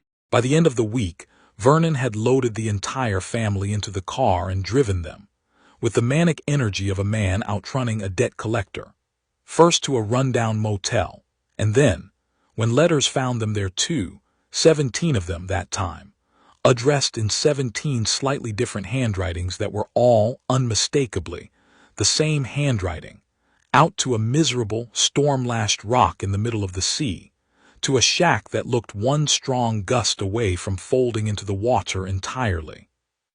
"They won't find us here," Vernon announced, sounding for the first time in days like a man who half believed his own plan might work. Harry, curled in a corner with a threadbare blanket that smelled of salt and mildew, didn't bother pointing out that whoever was sending the letters clearly hadn't needed an address at all, only a person. He'd worked that much out 3 letters ago. He was mostly just curious what would happen at midnight, since the calendar Dudley had smuggled along in his coat pocket read the 11th of July right up until it didn't. At the stroke of midnight, something enormous knocked on the door. Vernon had a shotgun down from somewhere Harry hadn't known existed within about 4 seconds, which told Harry his uncle had been more frightened by the letters than he'd let on all week. The door didn't open so much as give up, torn off its hinges by a single shove, and the man who stepped through it into the tiny, storm-battered shack had to duck his head to fit, and even then his hair brushed the ceiling. "Sorry about that," the giant of a man said, setting the door carefully back into its frame as if that might fix anything. He had a beard like a hedge and eyes that crinkled up warm the second they landed on Harry, in a way that made every alarm bell Vernon was frantically ringing in his own head seem, to Harry, entirely misplaced. "Hasn't been an easy few days findin' ya, I'll say that. Ministry kept givin' me the wrong hotel." Who are you?" Vernon managed, shotgun still up, voice cracking on the second word. "Rubeus Hagrid," the man said as if that settled everything, and then his gaze found Harry properly and something in his enormous, weathered face went soft and a little wet around the eyes. "Blimey. Last time I saw you, you was no bigger than a bag o' flour, and now look at ye, spitting image o' your dad, 'cept the eyes, got your mum's eyes you have. You knew my parents." "Knew 'em. I was there the night." Hagrid stopped himself, throat working, and Harry noticed the way grief still sat fresh on this stranger's face after 10 years. The particular rawness of a man who hadn't finished grieving because nobody had let him talk about it properly. Something in Harry's chest, Hesja's gift, warm and steady, recognizing loyalty when it stood in front of him even dressed in a giant's coat, settled toward the man immediately without needing convincing. "You can tell me," Harry said. "I'd like to know. Nobody's ever told me anything real." Vernon found his voice again, louder this time, propped up by outrage. "He will not be told anything. We swore when we took him in we'd stamp out that dangerous nonsense, and I'll not have some overgrown." "You knew," Hagrid rounded on him, and the shack seemed to shrink another size. "You knew all this time and never told him. Never told him a single thing about what he is, about his mum and dad, about—" Dumbledore's letter explained it all clear as day. "I read it myself before I sealed it. We're not paying for some crackpot school for freaks. He is a wizard, Dursley, and not Zeus. Any wizard either, and it'd do you well to remember he's got a fair bit more say in his own future than you seem to think." Hagrid's voice had gone dangerous in a way that made even the storm outside seem to hold its breath, and Vernon, to his credit or perhaps just his cowardice, put the shotgun down. Harry, watching the 2 adults square off over him like he was a piece of disputed property, found the whole thing faintly amusing rather than frightening. Vernon's fury had never once carried real weight, not since that hovering hand in the kitchen years ago, but he was more interested in the enormous man's earlier words than in the argument itself. "A wizard," Harry repeated, testing the shape of the word in his mouth. "Like actual magic, spells. Course actual magic. What you think all them things happenin' round you your whole life was. Doors open in when they shouldn't, gardens growin' like nothin' natural, that ruddy great hound." Hagrid caught himself, looking suddenly uncertain whether he'd said too much. "You know about the dog?" "Aye, that is, Dumbledore mentioned something funny happened few years back. That's all I know. Don't ask me more'n that. It's not my business to tell." Hagrid cleared his throat, visibly relieved to change subjects, and reached into an enormous coat pocket. "Anyway, happy birthday. Made ya a cake. Might have sat on it a bit on the boat over." The cake was, in fact, sat on and lopsided, and had "Happy Birthday" Harry scrawled across it in green icing with a slightly wobbly hand, And Harry, who had never once in his life had anyone bake him a cake, who had watched Dudley blow out candles on cakes taller than he was for 10 straight years while his own birthday passed in silence, looked at that sad, squashed cake for a long moment before saying, quite simply, "Thank you. Nobody's ever made me one before." Something in Hagrid's enormous face crumpled entirely at that, and Harry found himself, for possibly the first time in his memory, being wrapped in a hug so large it lifted his feet clean off the ground, and he let it happen without resistance, because Hesja's gift in his chest recognized this too, a hearth being kindled where one had been missing for a very long time, and there was nothing in him that wanted to push it away. Diagon Alley hit Harry the way the ocean must hit someone who's only ever seen it in photographs. Not shocking exactly, because some deep, buried part of him had always suspected there was more to the world than Privet Drive let on, but overwhelming in its scale.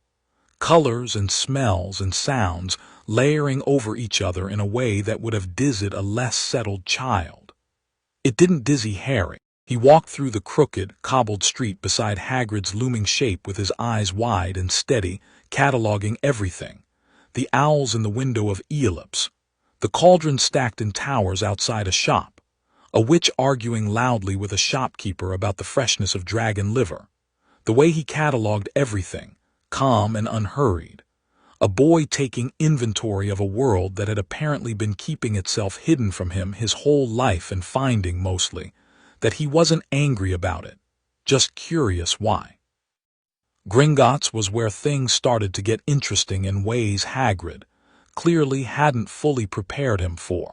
The goblin at the front counter looked up as they approached, took one look at Harry's face, and went very still, not the professional stillness of a bank clerk assessing a client, but something sharper, older, a goblin's ancient nose catching a scent it hadn't expected to catch on an 11-year-old boy. "Mr. Potter." The goblin's voice had gone carefully neutral, but his fingers, resting on the counter, had curled slightly, the way fingers curl around something they're trying not to react to. "You'll want your vault, I imagine.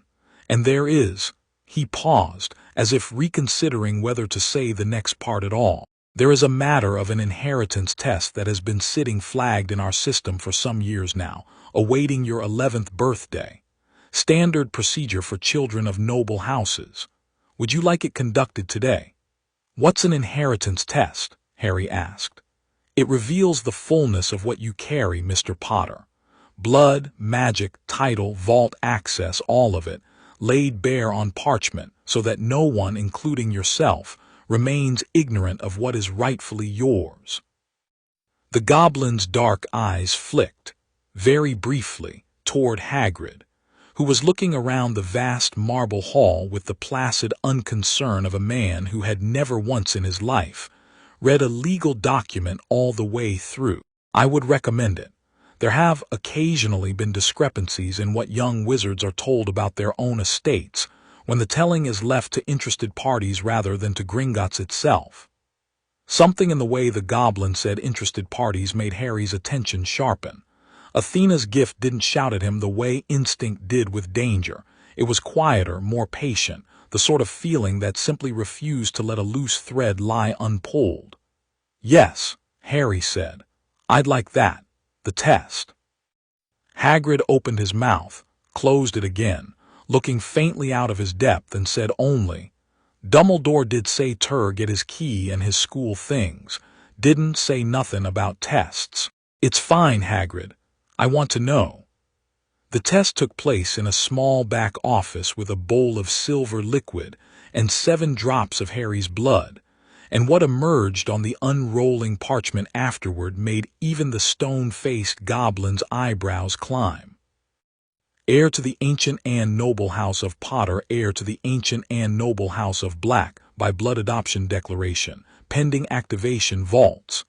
687, Potter Trust. 709, Potter Family.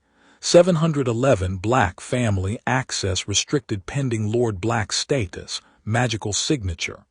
Unclassifiable, exceeds standard measurement scale, flagged for head goblin review. Unclassifiable, Harry read aloud and looked up. What does that mean? The goblin, whose name Harry would learn was Grimshank, took a long moment before answering, choosing his words with the care of someone handling something that might go off. It means, Mr. Potter, that our measuring devices, which have accurately assessed the magical strength of thousands of wizards across several centuries, including some of the most powerful sorcerers in recorded history, simply could not find the top of your reserve. The needle did not settle on a number. It ran off the scale entirely and stayed there. He set the parchment down carefully. I have seen this only once before in Gringotts records, in the file of a very old, very powerful wizard whose name I am not at liberty to share. I have never seen it in a child.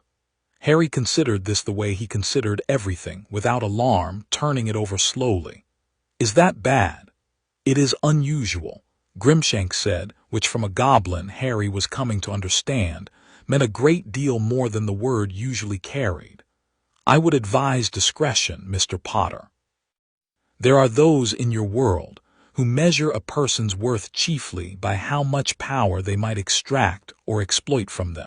A boy whose magic cannot be measured is a boy who will attract attention from every direction at once, not all of it kind. I'm not planning on hiding it, Harry said, simply, without defiance, just fact. If people want to know what I am, I'll tell them. I'm not ashamed of anything about myself. Something in Grimshank's expression shifted then, surprise, and underneath the surprise, something that might have been respect, an emotion goblins didn't often extend to wizards of any age. That, he said slowly, is either the wisest thing a Potter has said to me in 3 generations, or it will get you into more trouble than any amount of gold could buy your way out of. Time will tell which. Maybe both, Harry said, and Grimshank, despite himself, made a sound that in a goblin passed for a laugh. The cart ride down to the vaults rattled Hagrid's teeth loose enough that he spent most of it groaning, but Harry found the plunging speed exhilarating rather than sickening, Artemis's steadiness in his blood keeping his stomach settled even as the cart hurtled through the dark. The Potter family vault, when the doors finally ground open, revealed mountains of gold that made Hagrid whistle low, and stacks of old books and a few sealed boxes that Harry made a mental note to come back, for once he understood what he was looking at. He filled a pouch with what Hagrid assured him was more than enough for school supplies, and asked, on the way back up, the question that had been sitting in the back of his mind since the parchment unrolled. What's the Black Vault? It said restricted. That'll be your godfather's family, Hagrid said, and something in his voice went careful, the way it had gone careful earlier about the hound. Sirius Black. Good man, your dad's best friend, would have raised you himself if things'd gone different. Hagrid hesitated, visibly wrestling with how much to say. He's in Azkaban, Harry. Has been since right after your parents died. Betrayed 'em to you-know-who, is what everyone says. Harry went quiet for a long moment, and something that wasn't quite anger but sat adjacent to it settled into his chest, cold and clear. Did he have a trial? Hagrid blinked. What? You said everyone says he betrayed them. Did he have a trial? Did anyone prove it? I dunno, Harry, honestly. Everyone's use, after what happened, nobody wanted a trial. They wanted him locked up, and he was caught right there laughing over a street full o' bodies, so that's not a trial. That's a story people decided was true, because it was easier than checking. Harry's voice hadn't risen, hadn't cracked, but something underneath it had gone very still and very deliberate, Athena's gift laying the facts of the matter out flat and cold in his mind. A man locked away for a decade on the strength of a scene, not evidence.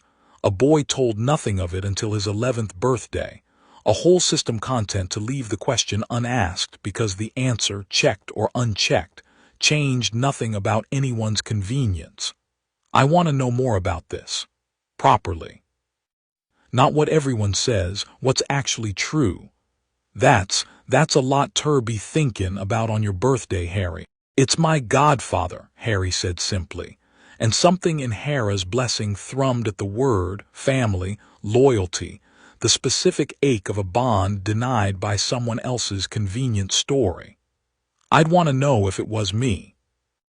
Hagrid, who had clearly not expected an 11-year-old to walk out of Gringotts more troubled by a decade-old miscarriage of justice than by the size of his own vault, didn't have an answer for that, and the two of them climbed back into the sunlight in a silence that Harry, at least, spent turning the problem over and filing it away for later.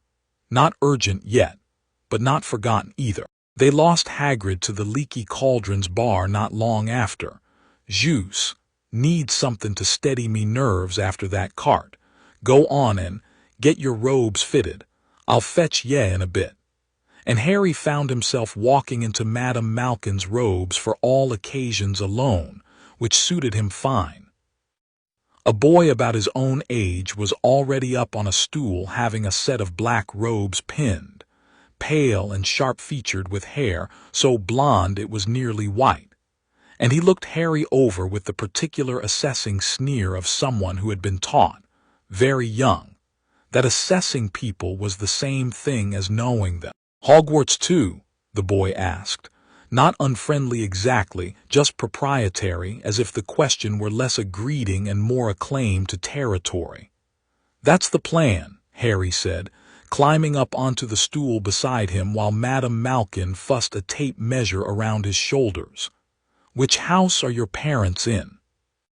Then before Harry could answer, the boy's gray eyes flicked down to the scar on his forehead, half hidden under his fringe, and something shifted in his expression, recognition, quick and calculating. "You're Harry Potter." "I am, Draco Malfoy." He said it the way some people said a title, expecting the name to land with weight. When it didn't quite land the way he was used to, Harry's face stayed pleasant, curious, entirely unimpressed. Something flickered across Draco's features, a brief, betrayed confusion at the world not working the way it usually worked for him. "You don't know my family, should I? We're one of the oldest wizarding families in Britain. My father sits on the board of governors at Hogwarts." Draco recovered his composure quickly, folding the confusion away under a practiced sneer. "You'll want to be careful who you make friends with, Potter. Some families are better than others. Some are barely wizards at all, letting all sorts in these days who shouldn't be allowed near a wand." He glanced pointedly toward the shop's front window, where a boy with sandy hair and an obviously second-hand robe was being fitted a few feet away, oblivious to the comment aimed at his back.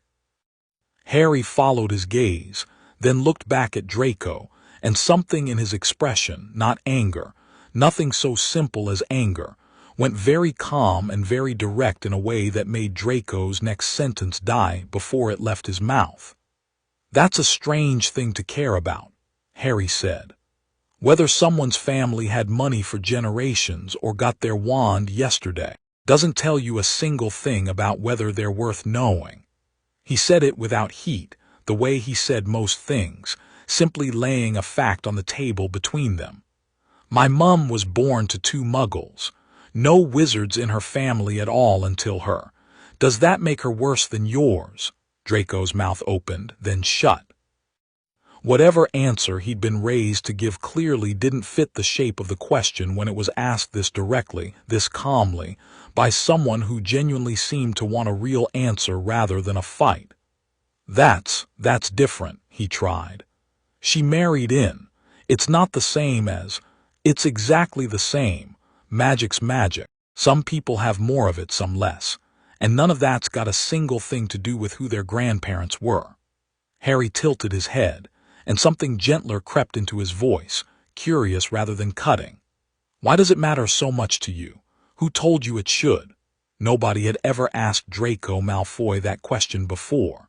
He'd absorbed the answer the way he'd absorbed his own name, so early and so thoroughly that questioning it had simply never occurred to him as a category of thing that could be done. He found himself, for one disorienting moment, actually trying to answer honestly. And the honest answer, "My father, always my father since before I can remember," felt suddenly small and borrowed in a way it never had before, standing on a stool with pins in his sleeve, next to a boy who was famous for surviving the worst curse in the world and didn't seem to care even slightly about being famous. "My father says blood matters," Draco said, quieter now, less rehearsed. "That it's the only thing that separates real wizards from the rabble. Do you believe that, or do you just say it because he does?" The pin Madame Malkin had been fitting into Draco's sleeve slipped and pricked his arm, and he flinched, more from the question than the pain. I don't know," he admitted, and something in his pale face looked, for just a moment, genuinely young and unsettled, a boy who had never once been allowed to not know the answer to that particular question before. "Everyone in my family believes it." "That's not the same as it being true, though," Harry said, not unkindly. "I don't think you're a bad person for believing things you were taught. I think everyone believes things they were taught until someone asks them the right question and they have to actually think about it themselves." He shrugged, easy, without judgment. "I'm not going to hate you for what your dad thinks. I'll decide what I think of you by what you actually do. Seems fairer that way." Draco stared at him. Nobody had ever offered him that particular deal before. Not conditional friendship built on family name or house loyalty, but a flat, patient willingness to simply wait and see, judged on his own actions and nothing else. It should have felt like an insult, being told his father's opinions didn't automatically transfer onto him. Instead, it felt disorientingly like being handed something he hadn't known he wanted, room to be someone other than exactly who he'd been raised to be. I'm not friends with just anyone," he said finally, aiming for haughty and landing somewhere closer to uncertain. "Didn't ask you to be," Harry said, easy, no offense taken. "I said I'd wait and see, that's all."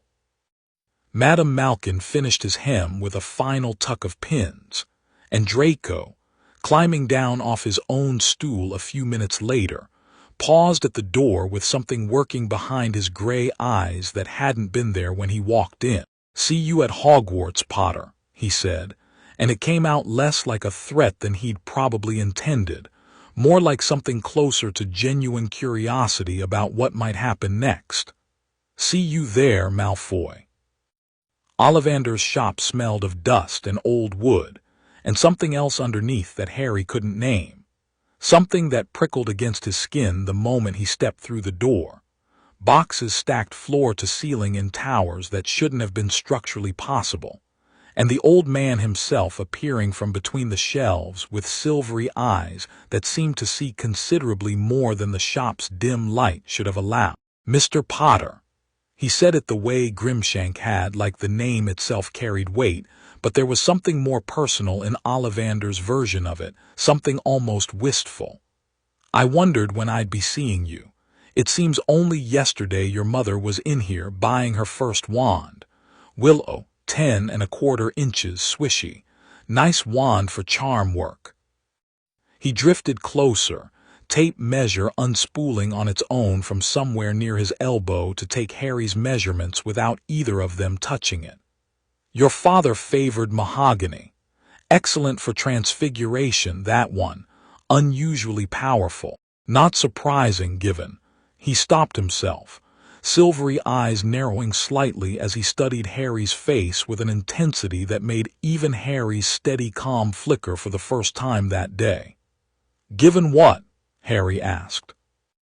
"Given who your father was, of course," Ollivander said smoothly, too smoothly, and turned away toward the shelves before Harry could press further, though something in the set of his shoulders suggested the sentence he'd actually swallowed had nothing to do with James Potter's talent for transfiguration.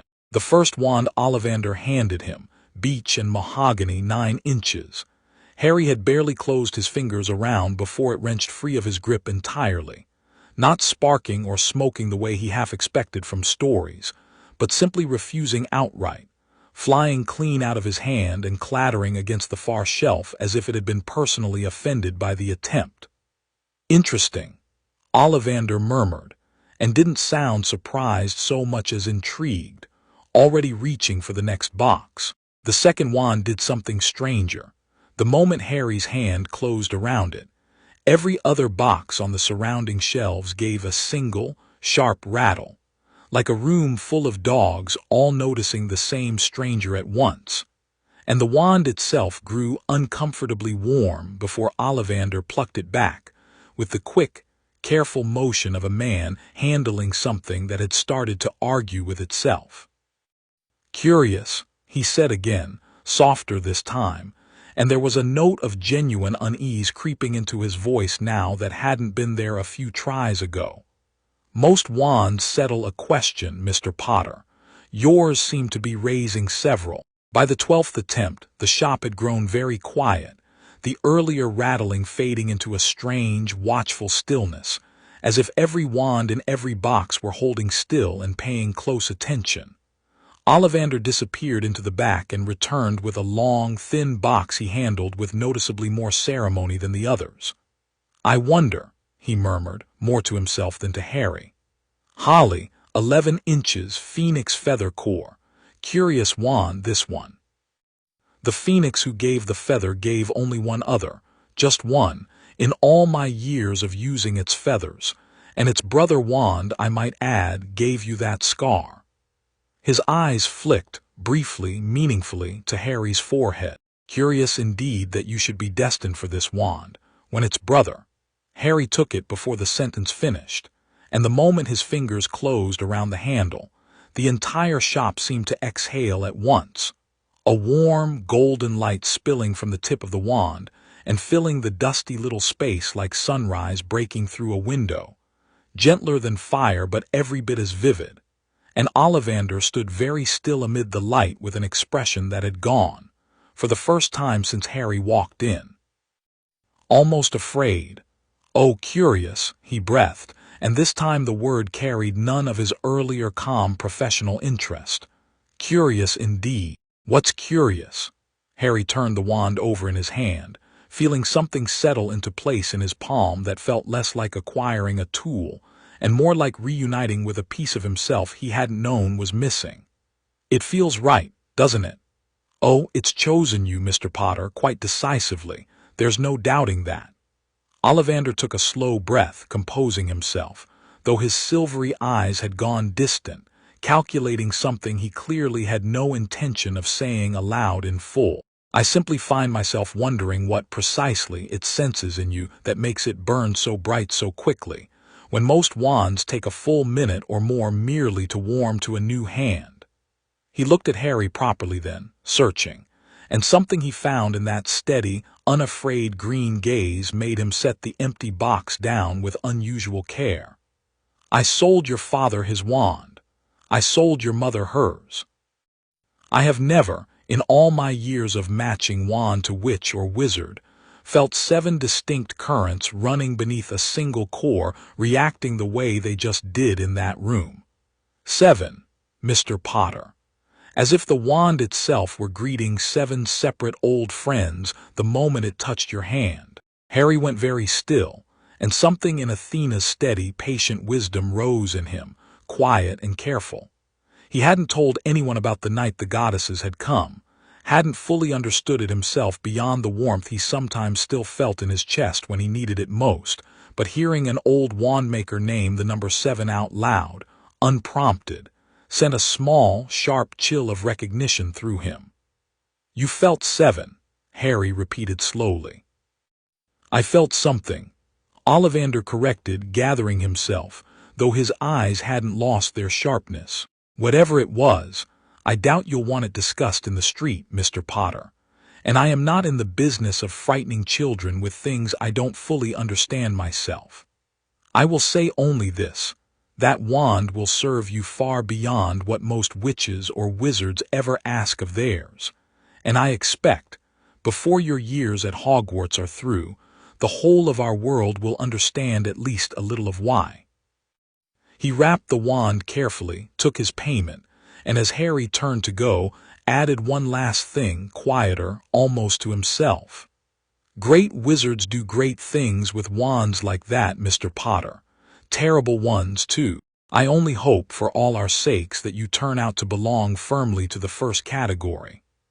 I don't plan on being terrible to anyone who doesn't deserve it, Harry said simply, and something in the total, unbothered confidence of the statement, not a boast, just a plain fact about himself, the way he stated everything, eased some of the tightness out of the old wand-maker's shoulders, though not all of it. 3 streets away, in the shadowed mouth of Nocturne Alley, a thin man in a moth-eaten cloak had felt something ripple through the magical air of Diagon Alley that afternoon and gone rigid where he stood, nearly dropping the cursed amulet he'd been haggling over. His name once had been something respectable. Now it was mostly just informant, a title he wore with the particular bitterness of a Death Eater who had escaped Azkaban's initial sweep only by being too insignificant to bother chasing, left to scrape a living in the alley's shadows while better men rotted in cells or, in a very few cases, still moved through the world in borrowed and desperate forms. He knew that signature. Or rather, he didn't, not exactly, but he knew enough of it, layered underneath something unfamiliar and vast, to recognize the shape it had once belonged to before the vastness swallowed it whole. 10 years of quiet, half-hidden searching had trained his senses to that particular resonance, thin as it now was, wherever the Dark Lord's remnant still lingered in the world.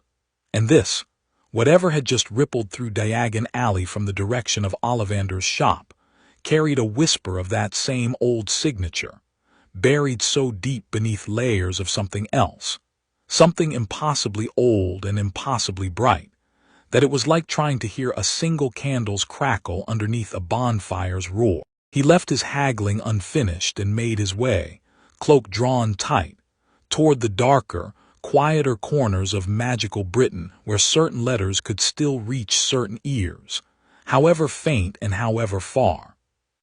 "The boy is at Diagon Alley," he wrote, in a private code no Auror had ever cracked, sealing it with wax and a whispered charm meant for a single recipient, a frightened, desperate professor currently teaching Muggle studies at a minor European institute, whose body carried, wrapped and hidden beneath an unassuming turban, something that was no longer entirely human and had been waiting, patient and starving, for exactly this kind of news. He carries something enormous. Not the boy's own magic, something layered over it, sevenfold, ancient. I do not know its source. I recommend caution before any approach. Whatever protected him that night has not weakened. If anything, my lord, I suspect it has only grown. He sent the letter, and did not sleep well that night, and far to the east, in a cramped rented room above a Muggle bookshop. A professor with an unusually pale face and an unusually stiff turban read the message twice by candlelight and felt something ancient and starving inside him stir with an emotion he had not felt in a decade. Genuine, cautious interest. Sevenfold, the voice inside Quirinus Quirrell's skull whispered, cold and delighted and afraid all at once, tasting the word like a wine he half remembered and had never fully understood. 7. Let us see, then, what 7 goddesses thought worth protecting so thoroughly. Let us see what kind of boy grows up believing he has nothing left to fear. Outside, the London evening settled into dusk, and in a modest house on Privet Drive far removed from either conversation, Harry Potter unpacked a wand that had burned gold in an old man's shop, laid it carefully on his pillow, and slept more soundly than he had in years, entirely unaware that somewhere far away, something that had once tried to kill him as an infant had just learned he was still very much alive, and was, for the first time in a decade, beginning to plan. Chapter 4. The Hat, the Hunt, and the Broom. Platform 9 3/4 revealed itself to Harry the way most things about his world had started revealing themselves lately, not with fanfare, but with the quiet, matter-of-fact confidence of something that had simply been waiting for him to notice it was there. He walked at the wall Hagrid had described, felt the brick give like water rather than stone, and stepped through into a rush of steam and noise, and a scarlet engine that seemed to fill the whole platform with its impatience to leave. He found an empty compartment near the back of the train and had barely gotten his trunk stowed before the door slid open and a boy with a shock of red hair and a face full of freckles poked his head in, looking somewhere between hopeful and apologetic. "Everywhere else is full," the boy said. "Mind if I sit here?" "Go ahead." Harry shifted his trunk to make room. "I'm Harry. Ron Weasley." He dropped into the seat across. And then, almost immediately, his eyes caught on the lightning scar half hidden under Harry's fringe, and his whole face did the thing Harry had come to expect by now, the flicker of recognition sliding into something more complicated. "Blimey, you're really him, Harry Potter, apparently." Harry said it easily without the awkwardness he'd expected to feel about the question by now. "Does it matter much? I don't remember any of it. I was a baby." Ron blinked, visibly recalibrating. Most people, it seemed, expected either false modesty or quiet self-importance from the boy who lived, and Harry's flat, unbothered honesty didn't fit either box. "Guess not," Ron said slowly. "Everyone talks about you like you're going to walk in with a cape on or something. Fred and George, my brothers, they've been taking bets on what you're actually like since I got my letter." "What they bet?" "Fred said you'd have 2 heads. George said scales." Ron grinned, easy now that the awkward part seemed to be over. "You've got neither, so I win the pool technically since I bet you'd just be a normal bloke." "Sorry to disappoint your brothers." Harry smiled back, and something in him, Aphrodite's gift, warm and quiet, recognizing an easy, uncomplicated kindness worth keeping, settled comfortably around this scruffy, freckled boy without needing to be told to. "You've got 5 brothers, then." 6, counting Percy, who's a prefect now and won't let anyone forget it, and a sister, Ginny. She's not old enough for Hogwarts yet, thank God. She'd have talked my ear off the whole ride. Ron pulled a battered rat out of his pocket and set it on his knee, and the conversation slid from there into the easy, meandering territory of 2 boys with nothing but time and curiosity between them. Quidditch, which Ron loved with a passion that bordered on religious devotion, and Harry found himself drawn to purely on instinct. The moment Ron described it, houses, which Ron clearly hoped desperately to be sorted the same way his whole family had been sorted, and eventually food. Once the trolley witch came rattling down the corridor and Harry, who had never in his life had pocket money to spend on sweets, bought a small mountain of everything on the cart, more out of curiosity than hunger, and split it without hesitation when Ron's ears went red, admitting he'd only brought corned beef sandwiches from home. "You don't have to share all that," Ron said, clearly torn between embarrassment and the very obvious pull of a chocolate frog. "I've got more than I know what to do with. Doesn't cost me anything to share it." Harry shrugged, and something in the easy, unthinking generosity of it, no strings, no expectation of thanks beyond what Ron freely gave, made Ron's ears go a little redder for a different reason entirely. The compartment door slid open again partway through their second round of exploding snap, and a bushy-haired girl in Hogwarts robes stuck her head in, already talking before either boy had fully registered her arrival. "Has anyone seen a toad? A boy named Neville's lost one, and I said I'd help look." She caught sight of the wands lying on the seat beside them and paused, eyes sharpening with obvious interest. "Oh, are you doing magic? Show me, go on. I've only learned a few things myself out of the books, but I haven't actually tried any yet." "Haven't really learned any either," Harry admitted. "Wasn't allowed to know I was magic until a few weeks ago." The girl, Hermione Granger, she introduced herself a moment later, with the crisp efficiency of someone reciting a fact she'd decided was important, looked faintly scandalized by this. "That seems like a terrible way to run things. I've read every book I could find since my letter came. Hogwarts, A history, all the required text, several supplementary ones the list didn't even mention. She caught herself and flushed slightly. Sorry, I talk a lot when I'm nervous. It's all right. Harry found himself smiling, something easy and unbothered in it. I don't know anything and you know loads. Seems like a fair trade if you want to sit and tell me some of it instead of chasing a toad through the whole train. Something in Hermione's face shifted, surprised and pleased at once. The particular relief of a girl who had spent her whole short life being told she talked too much and had just, unexpectedly, been told the opposite.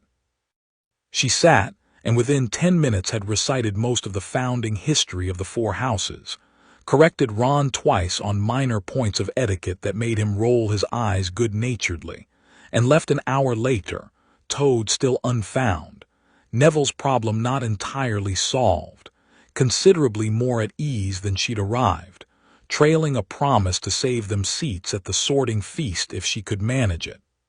She's a lot, Ron said once the door slid shut behind her. She's clever, Harry said.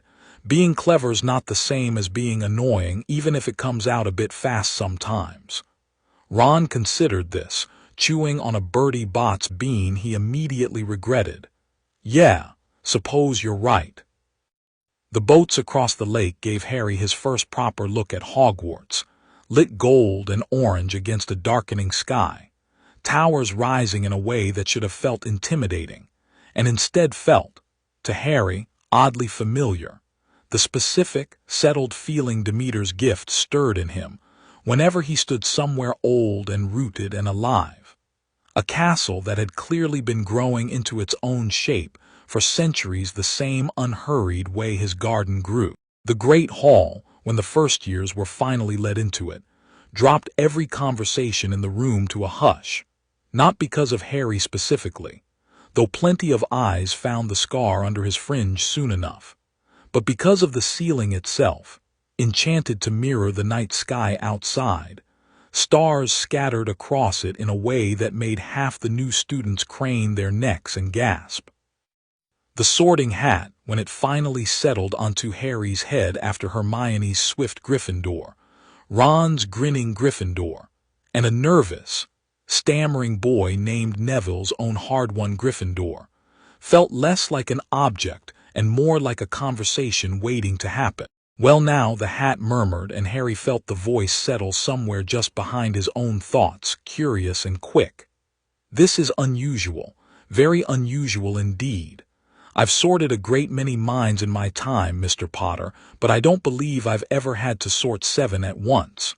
You can feel them too, Harry thought back, unsurprised, mostly just interested. Feel them. Boy, I could hardly miss them if I tried. Wisdom sharp enough to cut, a hunter's patience, a hearthkeeper's loyalty, a gardener's stubborn growth, love enough to drown a lesser vessel, a queen's iron sense of family, and underneath it all, something that has looked death dead in the eye and simply refused to be afraid of it ever again. The hat seemed to turn this over with something like delight. Ravenclaw would suit the wisdom.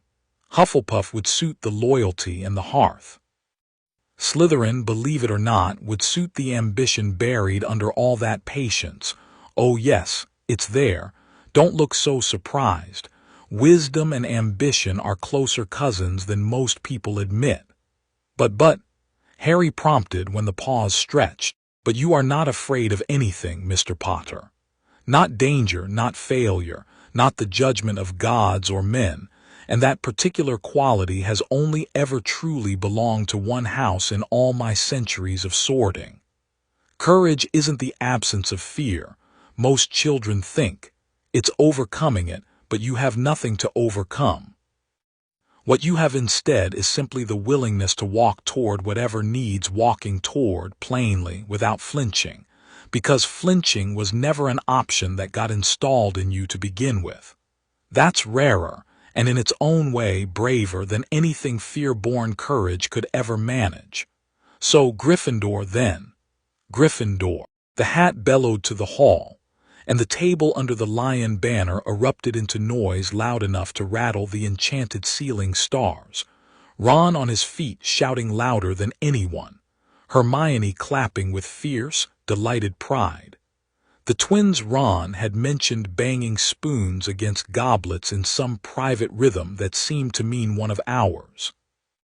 At the staff table, half hidden behind cascades of candlelight, a man with black, greasy hair and a permanently unimpressed expression watched the new Gryffindor take his seat and felt something old and painful twist behind his ribs. Severus Snape had spent 10 years preparing himself, in the abstract, for the day this boy would walk into his classroom, had told himself over and over in the cold hours of too many sleepless nights that he would see James Potter's arrogant face staring back at him from under that unruly hair and would hate it accordingly, cleanly, without complication.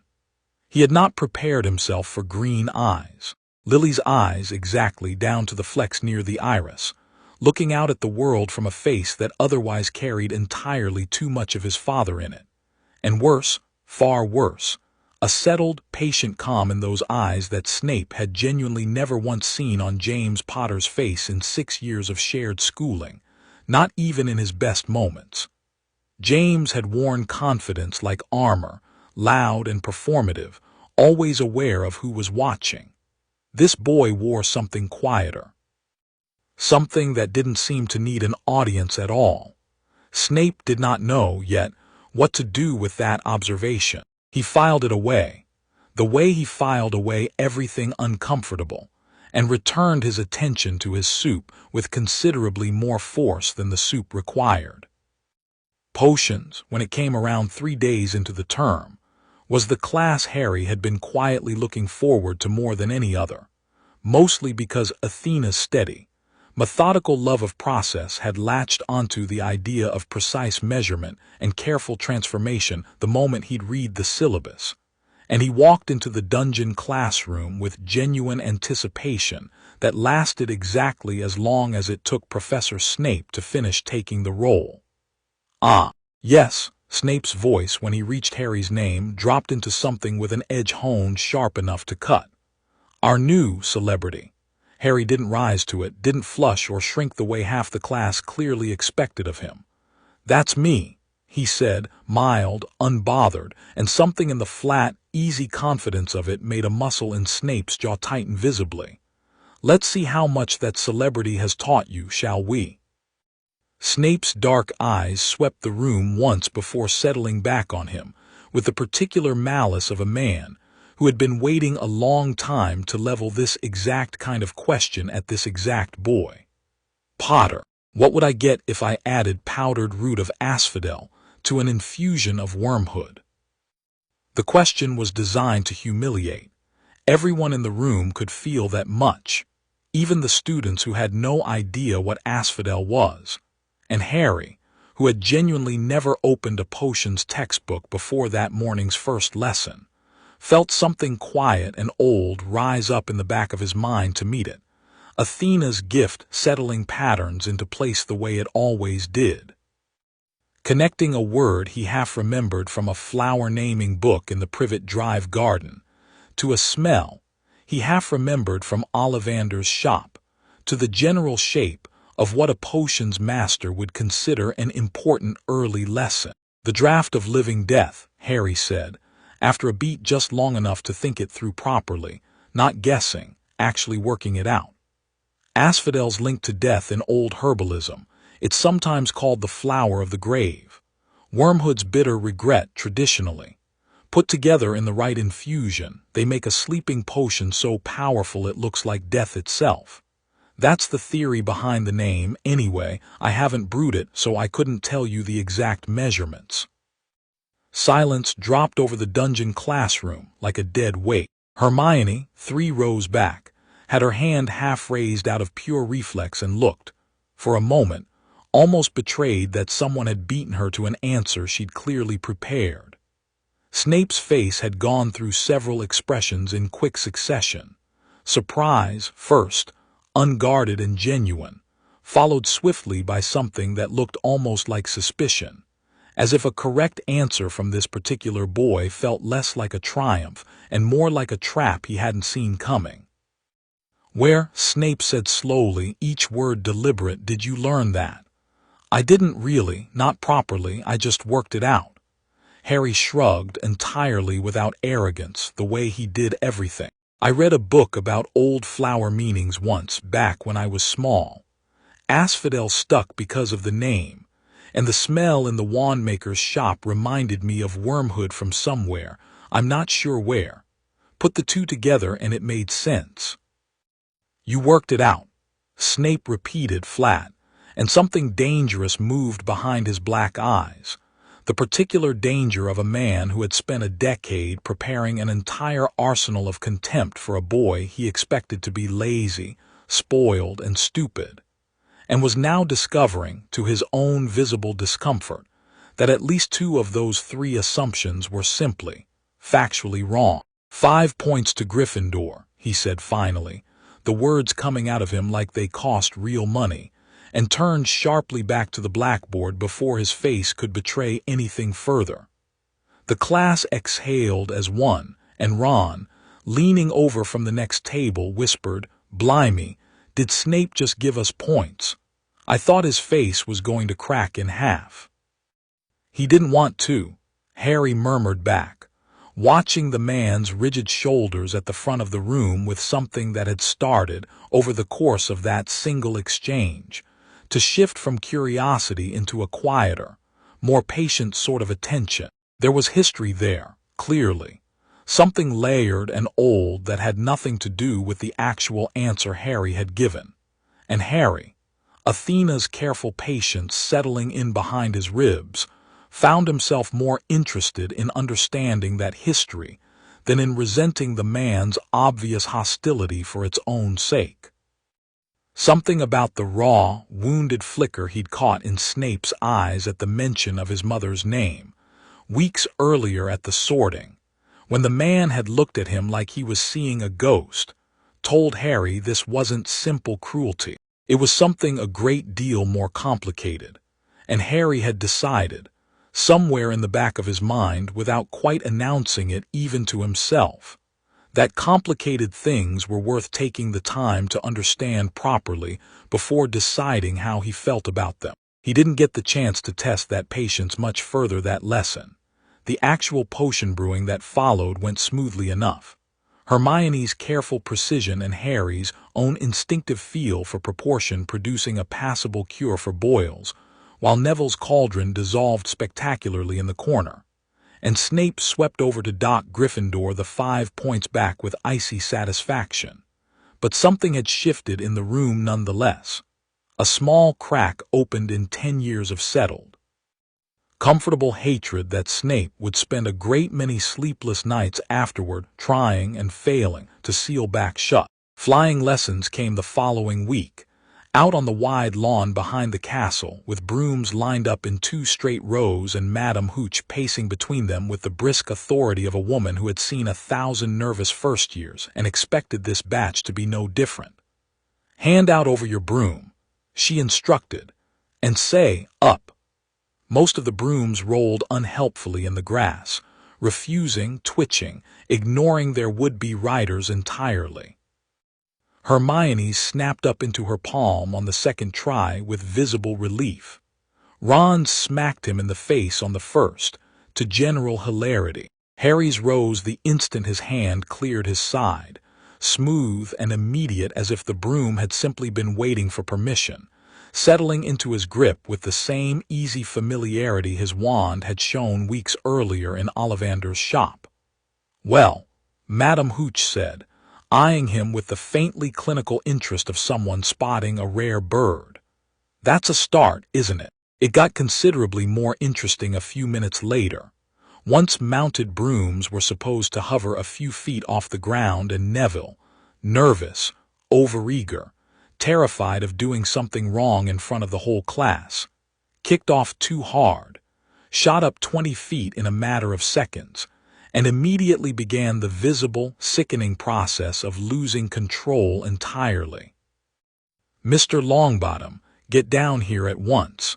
Neville's broom bucked, and he slid sideways off it with a strangled yelp, And for one long, suspended second, the entire lawn watched a boy fall from 20 feet with absolutely nothing beneath him to break it. Harry moved before conscious thought caught up with instinct. Artemis's gift didn't ask permission, didn't weigh options. It simply narrowed the world down to the single, clean geometry of the problem, distance and speed, and the precise angle a body needed to intercept another body without both of them ending up broken on the grass.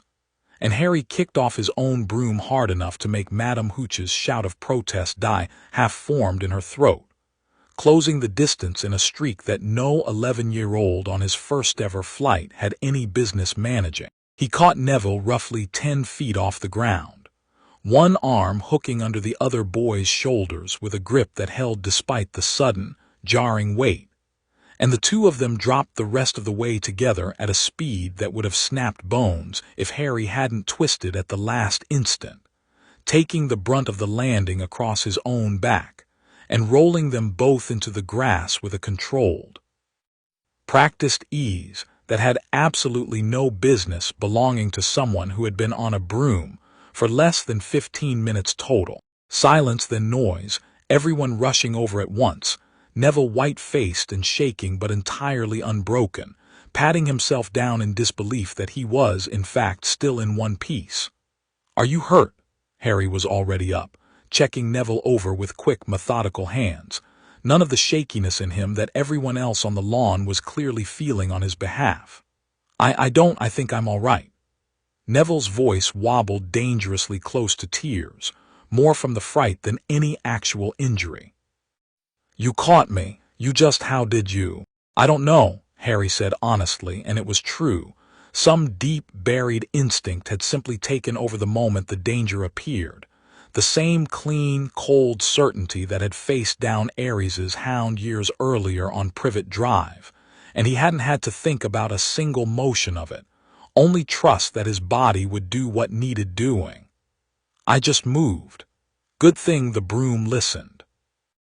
Madame Hooch arrived at a dead run, face gone the particular pale of a teacher who had just watched a student nearly die on her watch, and another student prevent it through means she could not begin to explain by any established rule of flight instruction she'd ever taught. "Potter," she said, breathing hard, that was reckless and dangerous, and I ought to give you detention for leaving formation without permission."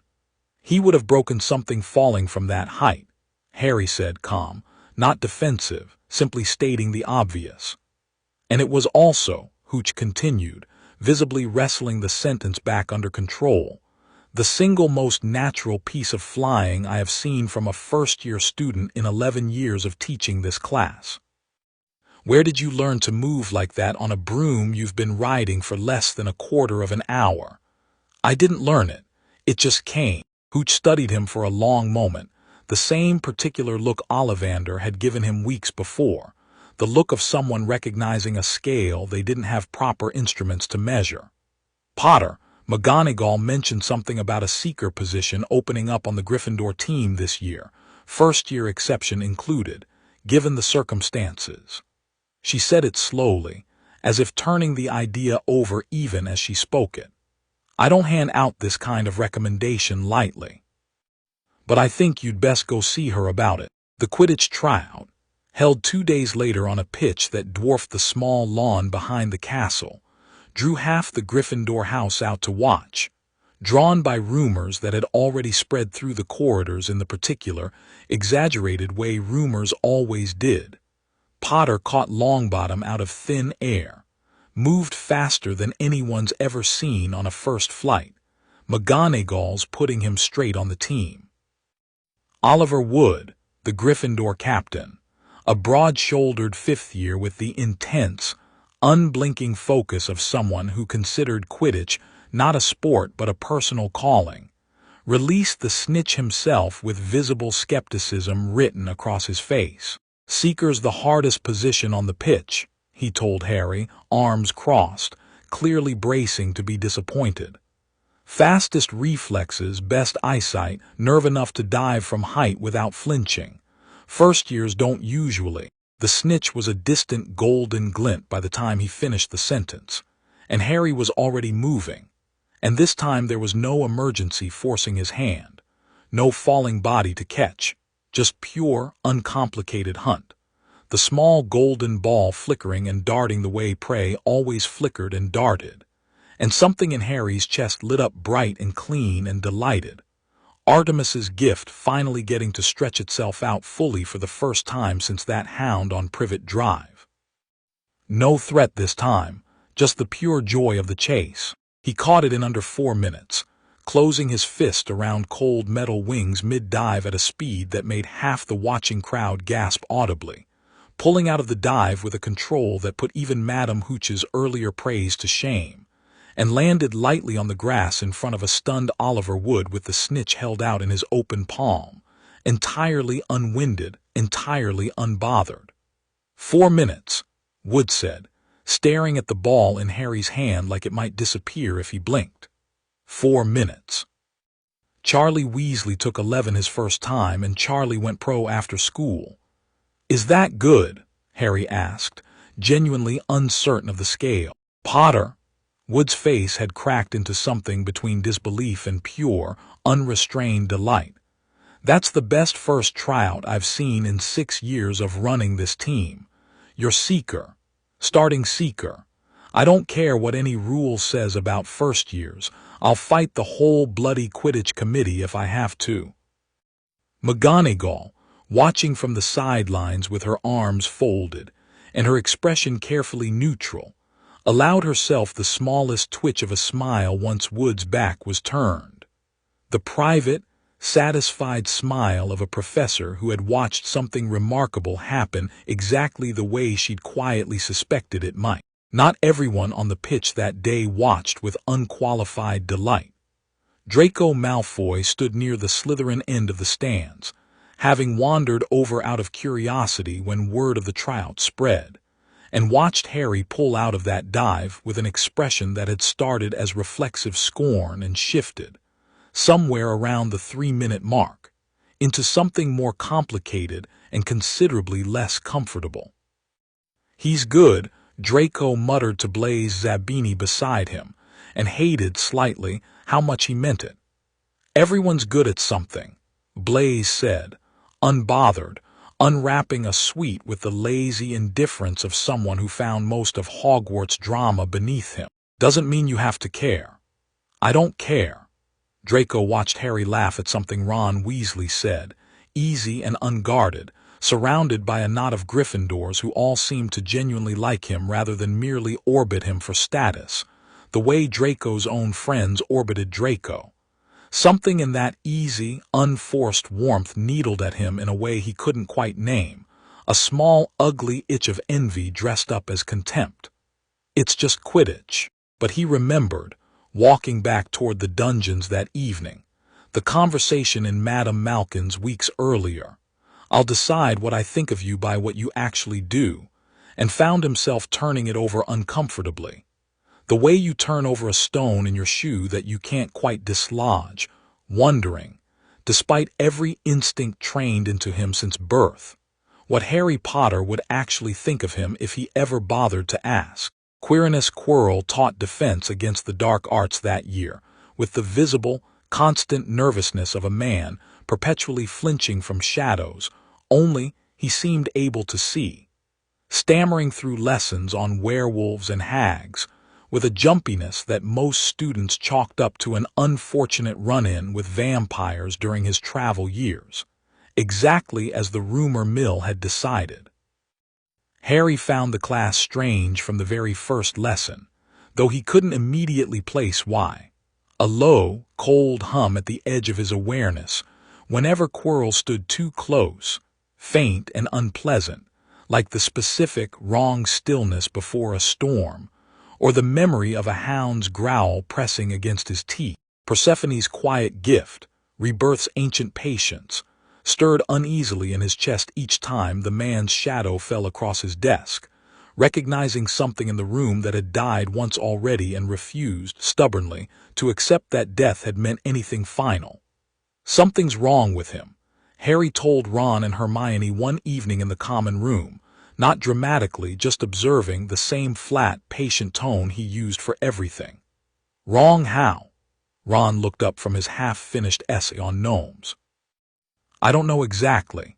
He feels cold near me.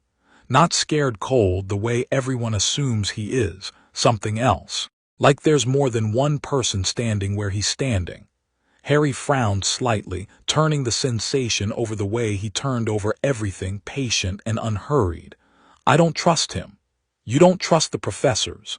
Hermione looked scandalized, though she'd stopped writing to listen properly. Harry, that's Dumbledore hired him. Surely he wouldn't hire someone dangerous. Maybe Dumbledore doesn't know. Harry said it simply, without accusation, just laying the possibility on the table the way he laid every uncomfortable fact on the table, unflinching. Grown-ups get things wrong all the time. Being old and clever doesn't mean you catch every mistake. Something in that sentence would settle in the back of Hermione's mind and take root there, quietly, the beginning of a habit she'd carry for years afterward.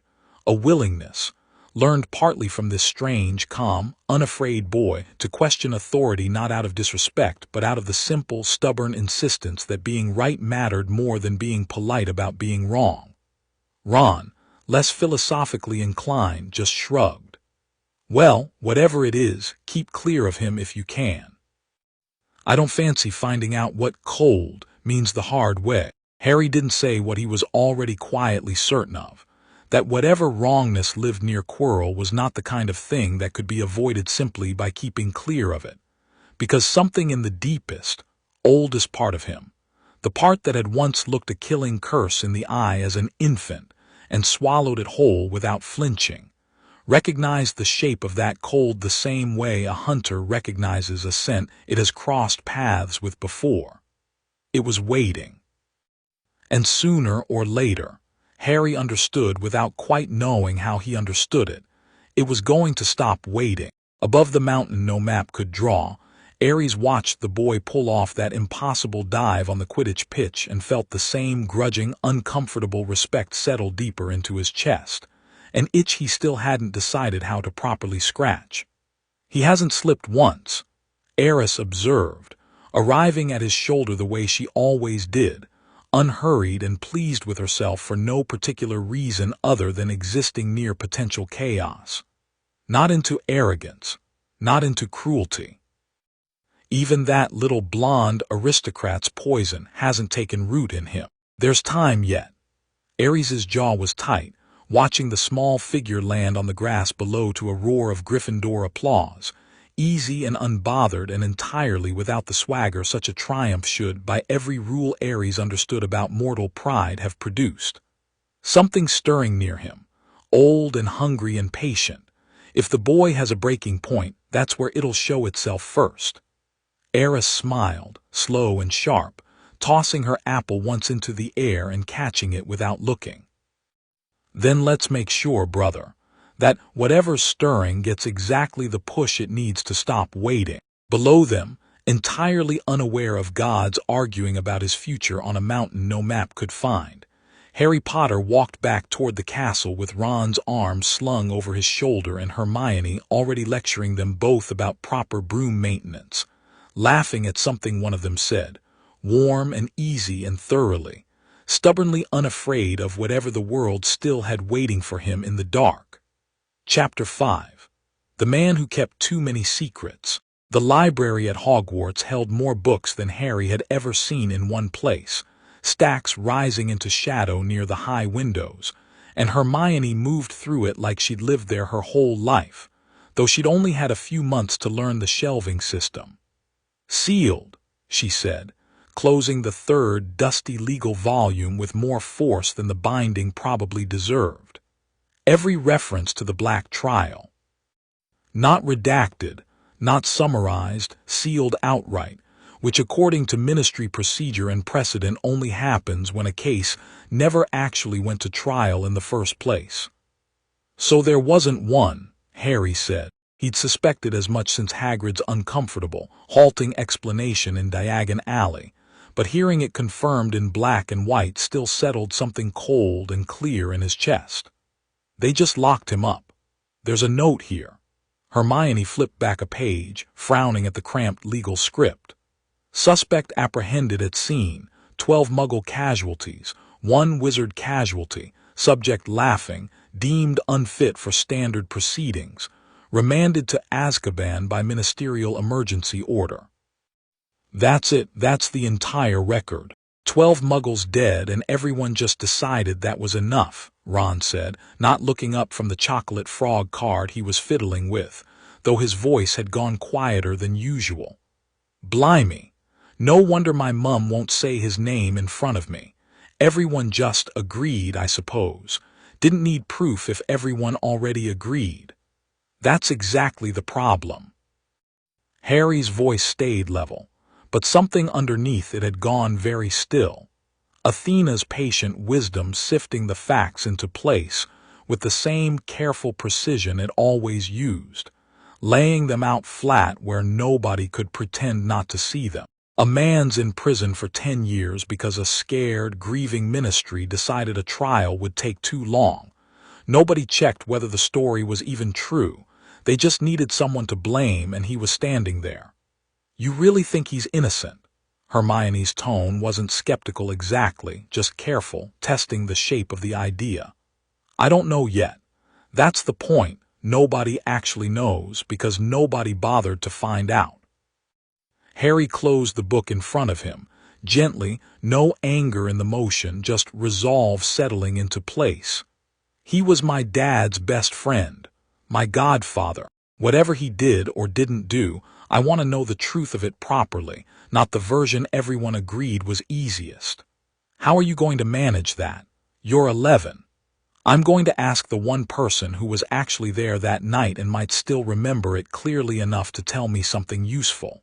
Harry stood, tucking the sealed legal volume back onto its shelf with more care than its uselessness deserved. Professor Dumbledore. Getting an audience with the headmaster of Hogwarts turned out to be considerably easier than Harry expected. A note left with McGonagall after Transfiguration produced an invitation for that same evening, delivered by a smiling silver-haired portrait that Harry was fairly sure had winked at him on its way out of the common room.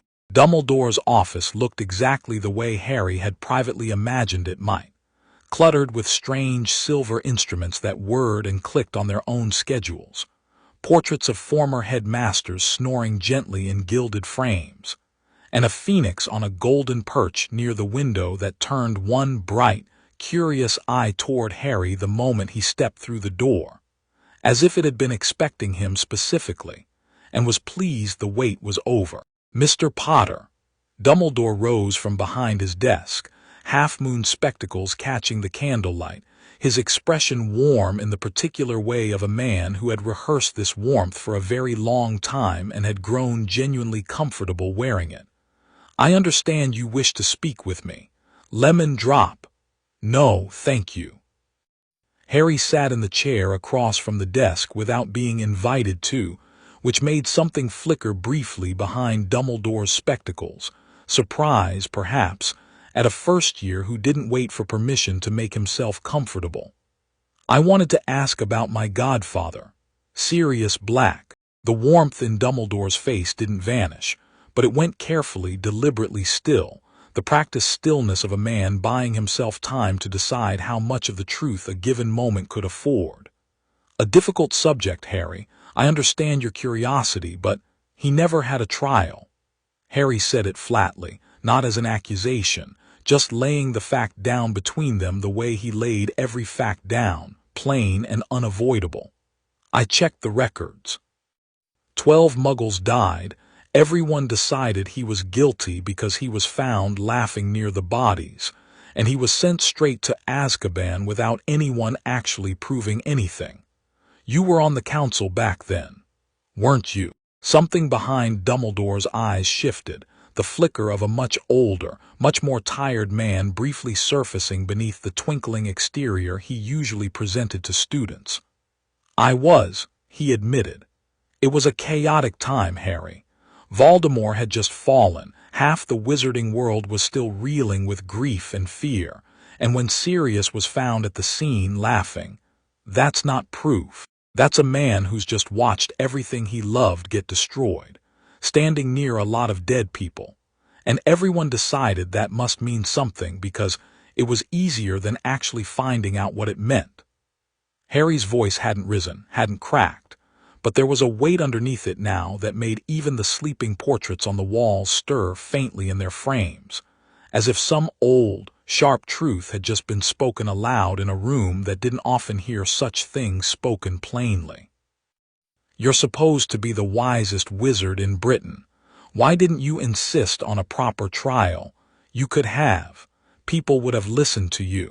Dumbledore was quiet for a long moment, long enough that the silence itself became its own kind of answer, and when he finally spoke, some of the practiced warmth had drained entirely out of his voice, replaced by something rawer, older, more honest than Harry had expected to actually get from him on a first try.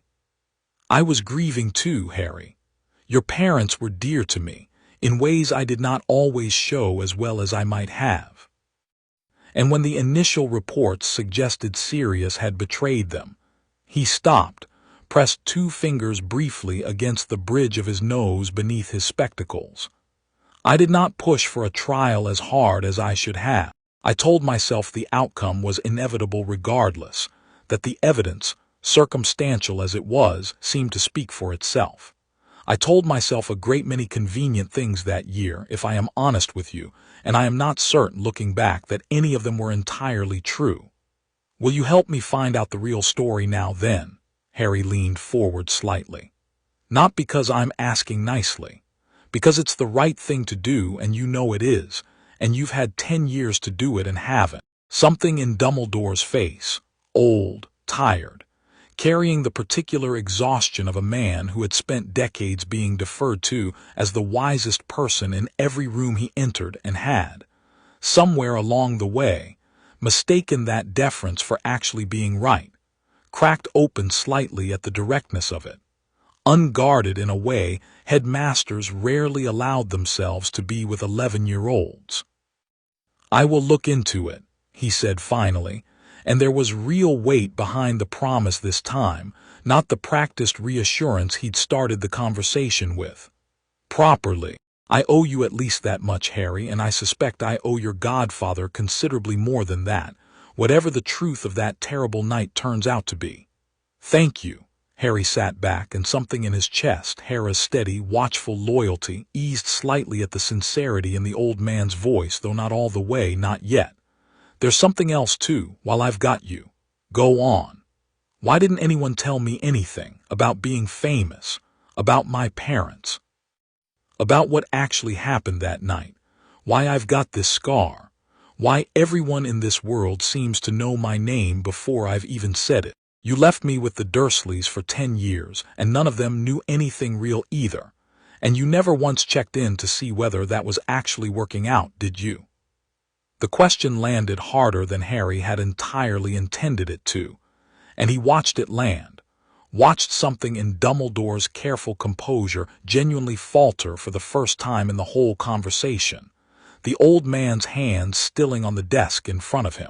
I made a decision, 10 years ago, that you would be safer growing up away from the fame, away from a world that would have made a spectacle of you before you were old enough to understand what any of it meant. Dumbledore's voice had gone quiet, almost confessional. I believed, I still believe, though I confess your last few months here have shaken that belief rather more than I expected, that a childhood free of that particular burden was worth the cost of a childhood also free of the truth. I did not check in as often as I should have.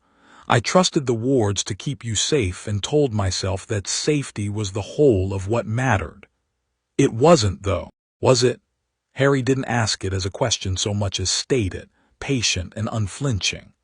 I grew up in a cupboard for the first 4 years of my life because nobody who actually cared about me was checking whether the people you left me with were treating me like a person or like a burden they were stuck with. I turned out all right. I'm not angry about that part.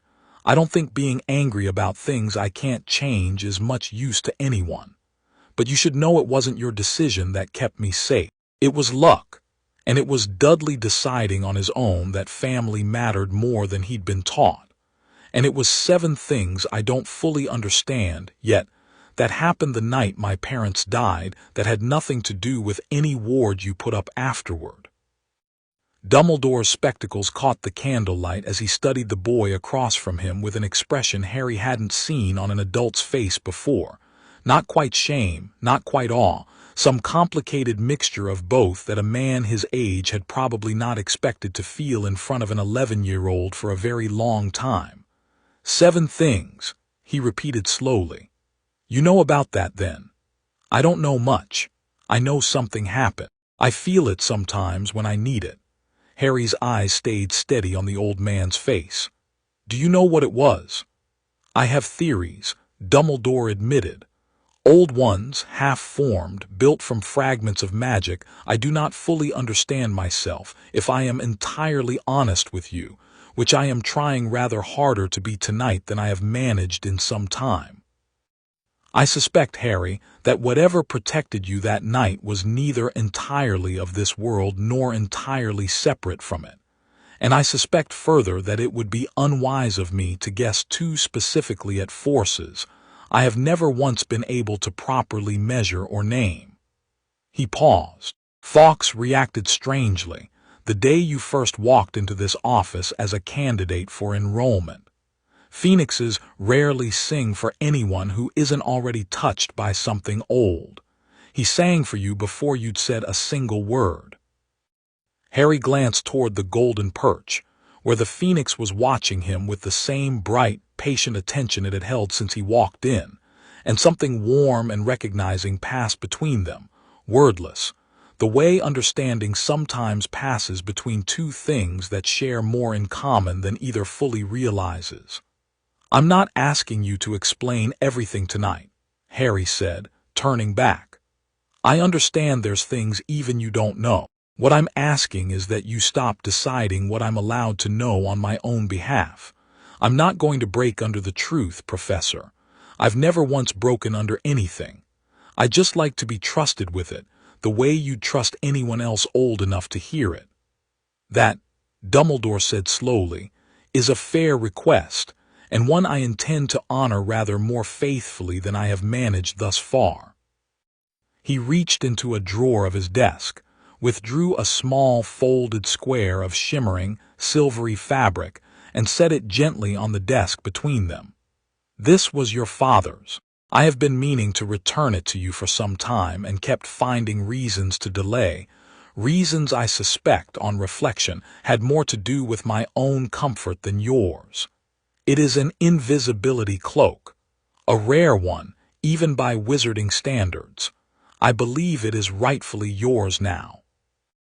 Harry ran his fingers over the fabric, feeling it slip and shimmer between his fingers like water made solid, and something in Hestia's gift settled warm around the object immediately, not because it was magical, but because it had belonged to his father, one small, tangible thread connecting him to a man he'd never gotten the chance to know. Thank you, he said, and meant it fully, the earlier edge gone entirely out of his voice now.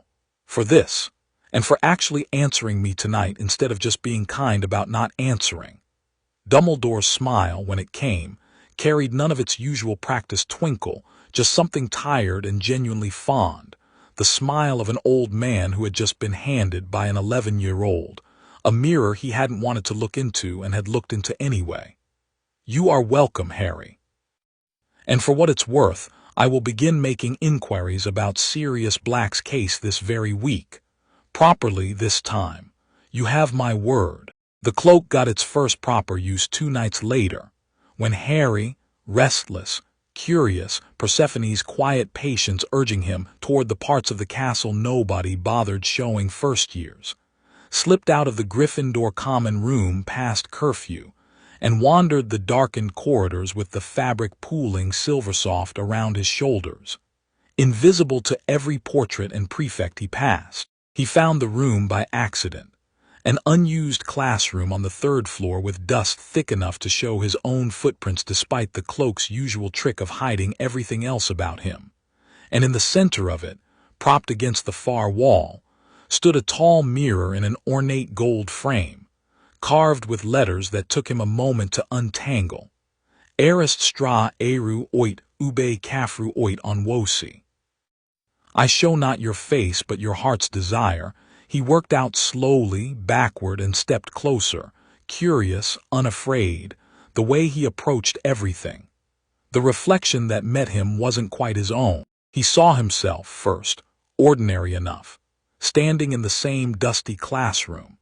But beside him stood a woman with dark red hair and green eyes exactly like his own, and beside her a tall man with untidy black hair and glasses, both of them looking at him with an expression so full of warmth it made something in Harry's chest ache in a way nothing had ached in years. Beside them stood a gaunt, laughing man Harry recognized instantly, impossibly, from a single photograph Hagrid had once shown him. Serious, free, unshackled, his hand resting easy on James's shoulder the way old friends' hands rest on each other. Behind them all, further back, a whole crowd he half recognized and half didn't, faces that seemed to shimmer between mortal and something older. 7 women standing at the edges of the reflected room like guests at a gathering they'd been quietly, patiently waiting to attend. He watched it for a long moment, felt the pull of it, warm and aching and enormous, and then, deliberately, without needing anyone to warn him, he made himself look away. "It's not real," he said aloud to the empty room, and something in Athena's steady wisdom recognized the shape of the danger even as his own heart ached with wanting it. "It only shows what I want. It doesn't give it to me. Very few first-years work that out on their own," said a voice from the doorway, and Harry turned to find Dumbledore standing there, unsurprised, as if he'd expected to find exactly this scene. Most sit before that mirror for days, weeks even, wasting away on a reflection of what they cannot have. Even grown men have lost themselves in it. "What do you see?" Harry asked, genuinely curious rather than accusatory. Dumbledore's smile went soft and a little sad. "I see myself holding a pair of thick, woolen socks. A modest desire, you might think, for a man my age, but desires are rarely as simple as they first appear."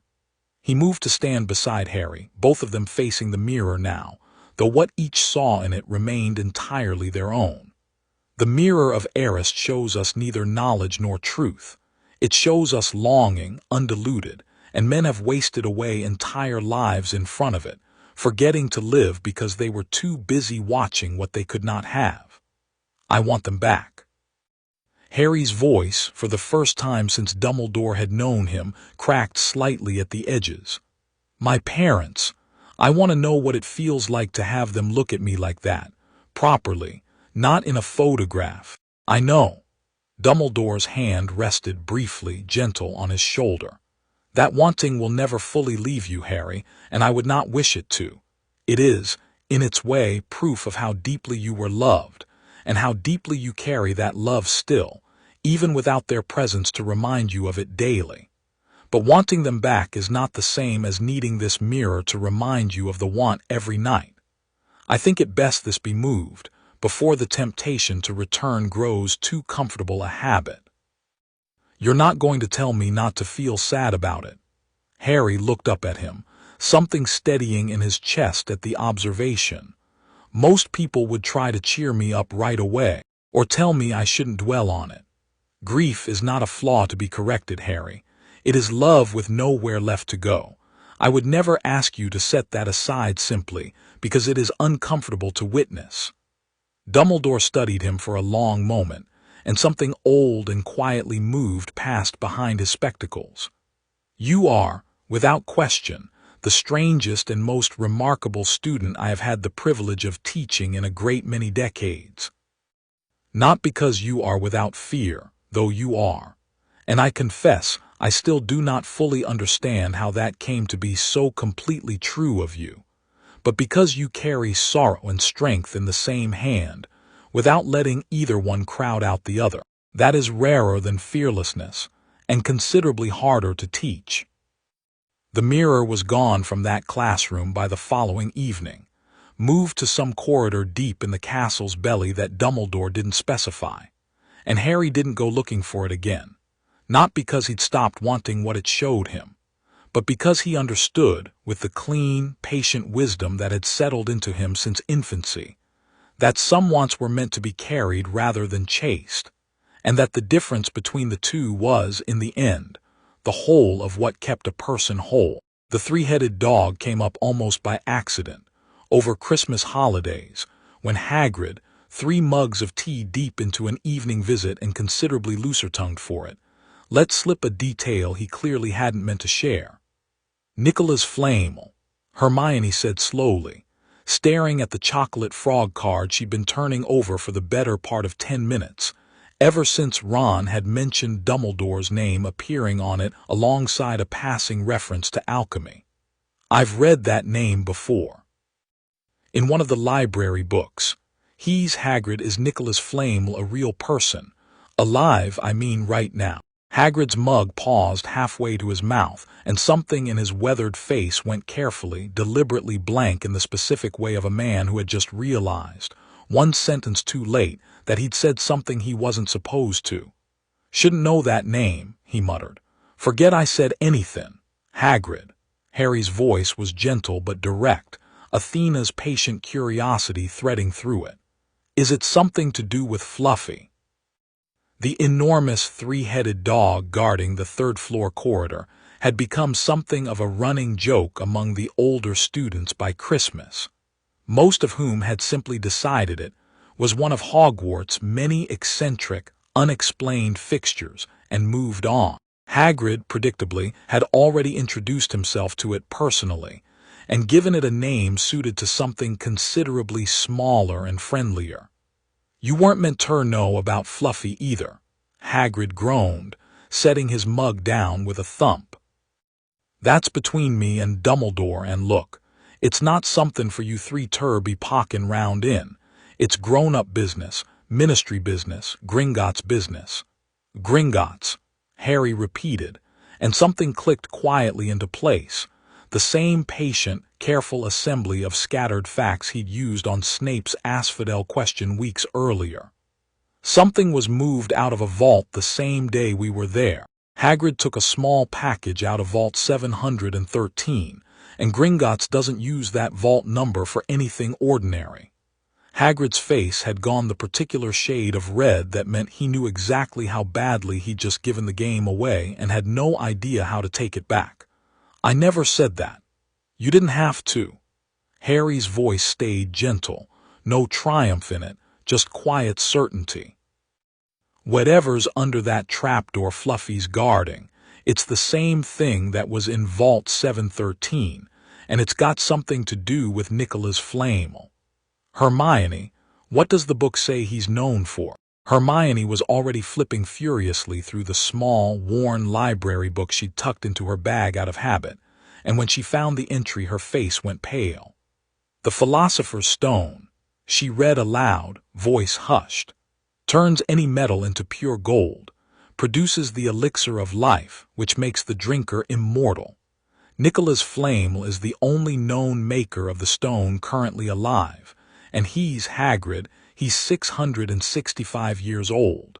The room went very quiet, Hagrid's guilty silence louder than any denial could have been, and Harry felt something settle into place in his chest, cold and clear, the specific stillness Persephone's gift always brought when death or its opposite drew near.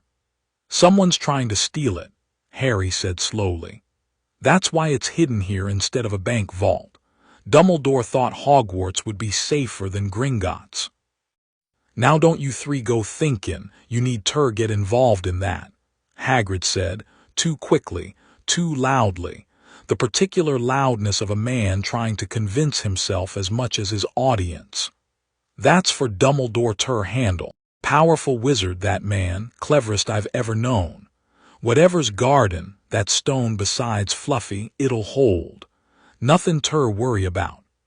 Harry didn't argue the point out loud, mostly because he suspected arguing would only make Hagrid more anxious, but the cold, patient certainty in his chest didn't ease even slightly. Something in the castle was circling that stone the way the hound had once circled him on Privet Drive, and he had a fairly strong suspicion, given the persistent, wrong coldness he still felt every time Quirrell's shadow crossed his desk, exactly which direction that circling was coming from. The trouble with Eris's meddling, when it finally landed, came at the worst possible moment and in the smallest possible package. A single overheard sentence, twisted just enough in the retelling to plant exactly the kind of doubt she'd been hoping for. It started with Draco, 3 days after the Christmas holidays ended, cornering Ron in an empty corridor with the particular sneering satisfaction of a boy who had finally found leverage worth using. "Heard your precious Potter's been telling people your family's beneath him," Draco said, layering just enough false sincerity into it to make it land. Said something to Zabini about how the Weasleys are only good for laughs, being poor the way you are. It wasn't true. It wasn't even close to true. The actual sentence, twisted and passed hand to hand through 3 separate conversations before reaching Draco's ears, had started as an offhand joke of Blaise Zabini's own making about Ron's hand-me-down robes. Nothing to do with Harry at all. But Eris had been watching for exactly this kind of loose thread for weeks, and had spent a quiet, patient effort nudging the story just slightly further from the truth each time it changed hands. Curious to see whether Hera's blessing of loyalty in Harry could survive a lie specifically engineered to sever it. Ron, to his credit, didn't believe it outright, but something small and old and insecure in him, the particular ache of being the 6th son in a family that never had quite enough to go around, of second-hand robes and second-hand wands, and a lifetime of quietly wondering whether he mattered as much as his more talented siblings, latched onto the possibility anyway. And by the time he found Harry in the common room that evening, his face had gone tight and guarded in a way Harry hadn't seen on him before. "Did you tell Zabini my family's a joke?"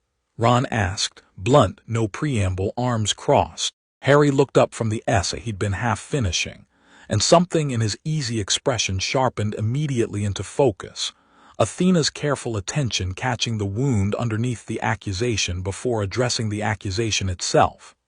"No," he said simply. "I've never said a single word like that to Zabini in my life. Who told you I did?" "Malfoy." "And you believed him?" Harry's voice held no anger, just genuine curiosity, patient enough that Ron's certainty wavered visibly under it. Not really.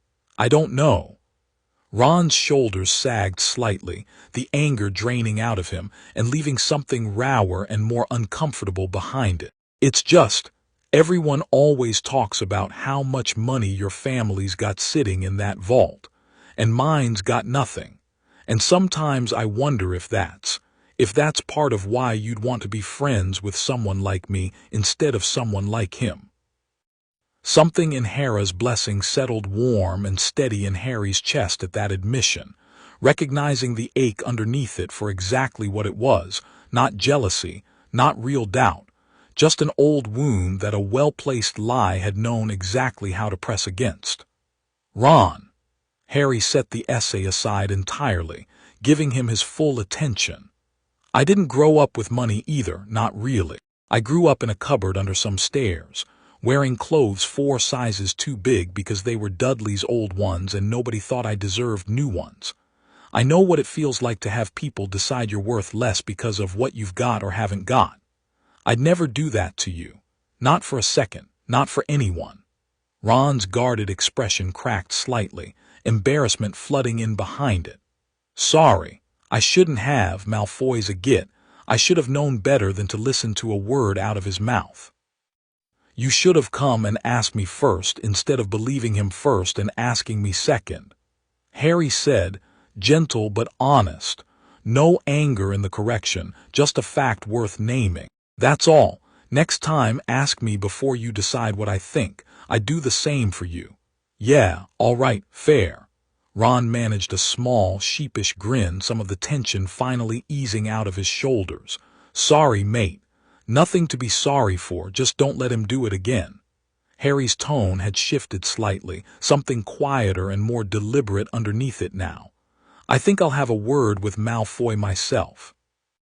He found Draco the next afternoon near the entrance to the library, and something in the calm, unhurried way Harry approached, no anger in his stride, no raised voice prepared, made Draco's usual sneer falter slightly before Harry had even said a word. "You lied to Ron," Harry said without preamble, mild and direct. "Told him I'd said something ugly about his family. I never did. Maybe he shouldn't be so easy to lie to then." Draco's chin came up defensive, though something uncertain flickered behind his gray eyes. "Maybe you shouldn't lie to people at all," Harry said, not unkindly, just plainly. "I told you back at Madame Malkin's I'd judge you by what you actually do. This is what you did. I'm not going to pretend I didn't notice." "So what, you're going to hex me? Report me to McGonagall?" Harry shook his head, and something in the total absence of retaliation in his voice seemed to unsettle Draco more than any threat could have. "I'm just going to keep watching. Same as I said I would. You can keep proving you're only capable of small, mean things like this, or you can decide you'd rather be something better than what your father taught you to be. That's entirely up to you. I'm not angry.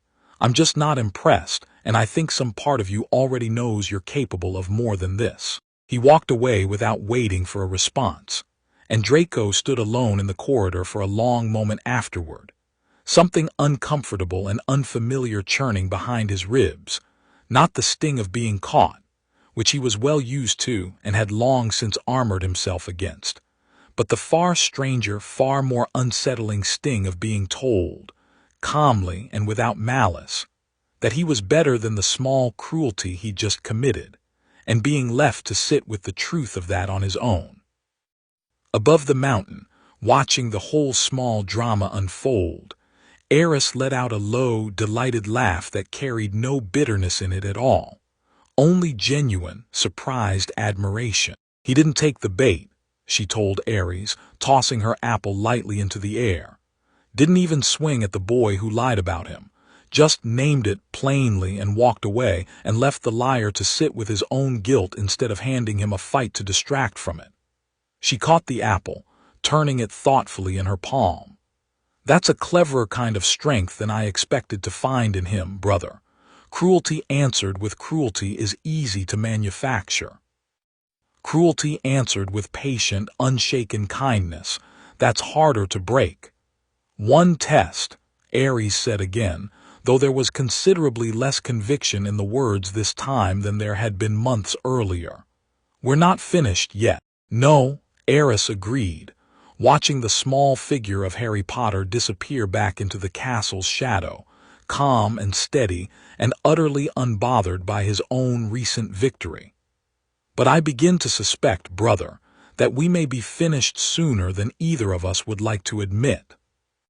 Snape found Quirrell in the third-floor corridor 2 nights later, well past curfew, crouched near the trapdoor with an expression on his pale, stammering face that had, for just a fraction of a second before he composed himself, held none of its usual nervous flutter at all. Something colder, steadier, and considerably more purposeful underneath. "Severus," Quirrell's stammer returned almost instantly, thick and convincing. "Jay just checking the wards as Professor Dumbledore asked. Nothing more." Snape said nothing for a long moment, black eyes narrowed, some old, sharp instinct from his own dangerous years prickling at the back of his neck. "See that you finish quickly, Quirrell," he said finally, voice flat with suspicion he didn't bother fully hiding.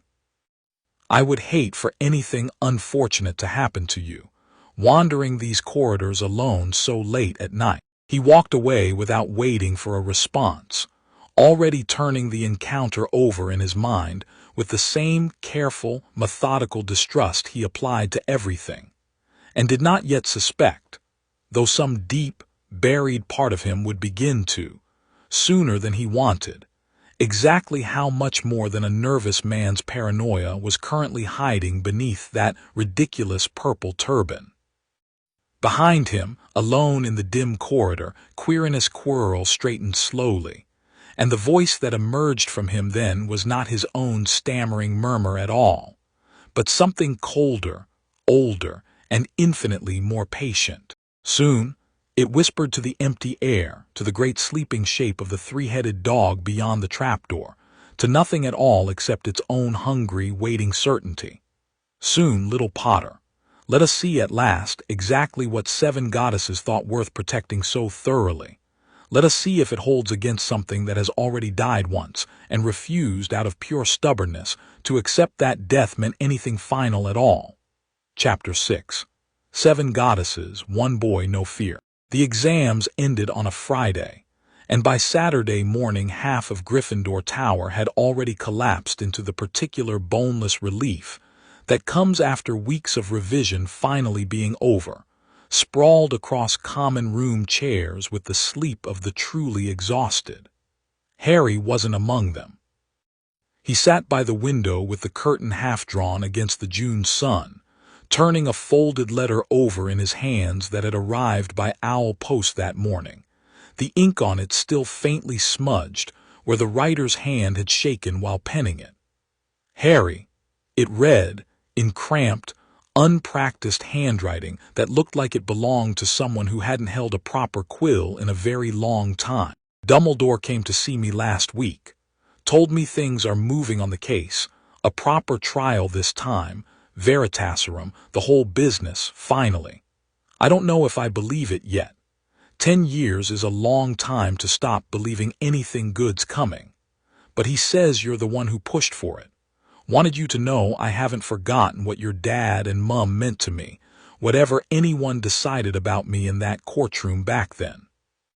If this goes the way Dumbledore thinks it will, I'd very much like to meet the boy who apparently doesn't let old men in charge get away with laziness.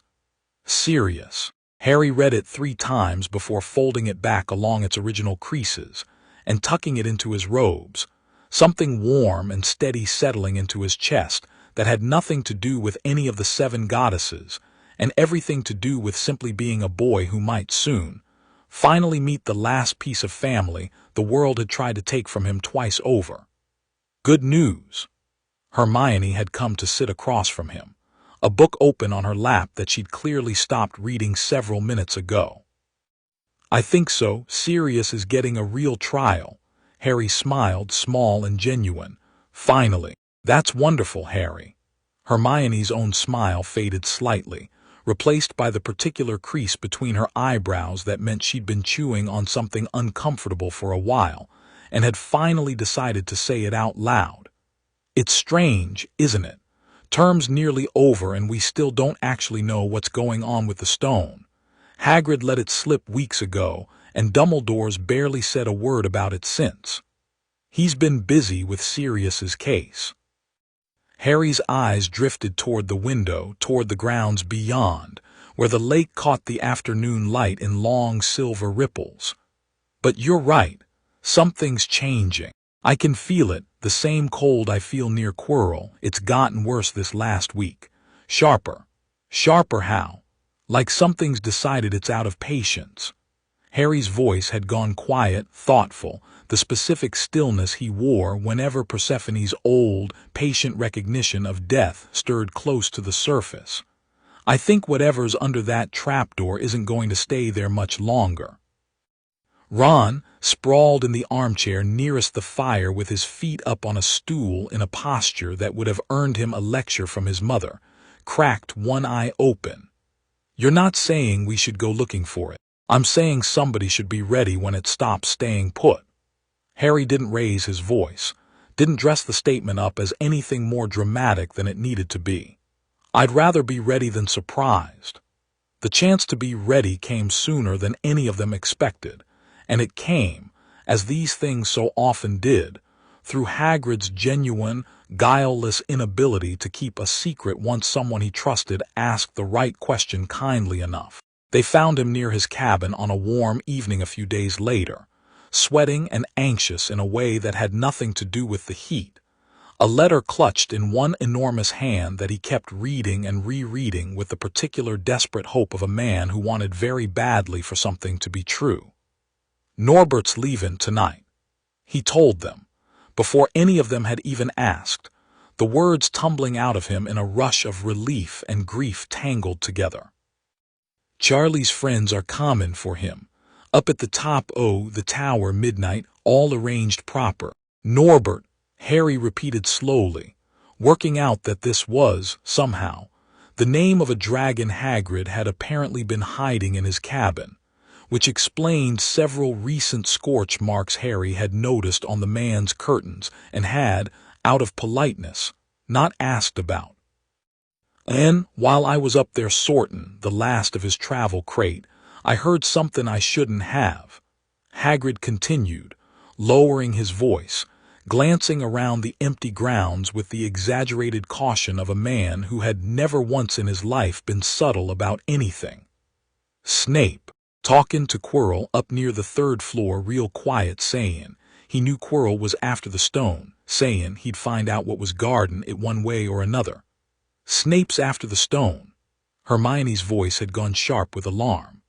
"That's what it sounded like, and I know, seems mad given how he's always hated Potter's dad and all, but Harry, I think whatever's guardin' that stone, it's not goin' ter hold much longer, not with 2 professors sniffin' round it like that." Harry felt the cold certainty in his chest sharpen into something close to clarity, Athena's patient wisdom laying the pieces of the last several months out flat and reordering them quietly into a shape that made considerably more sense than the one Hagrid had just handed them.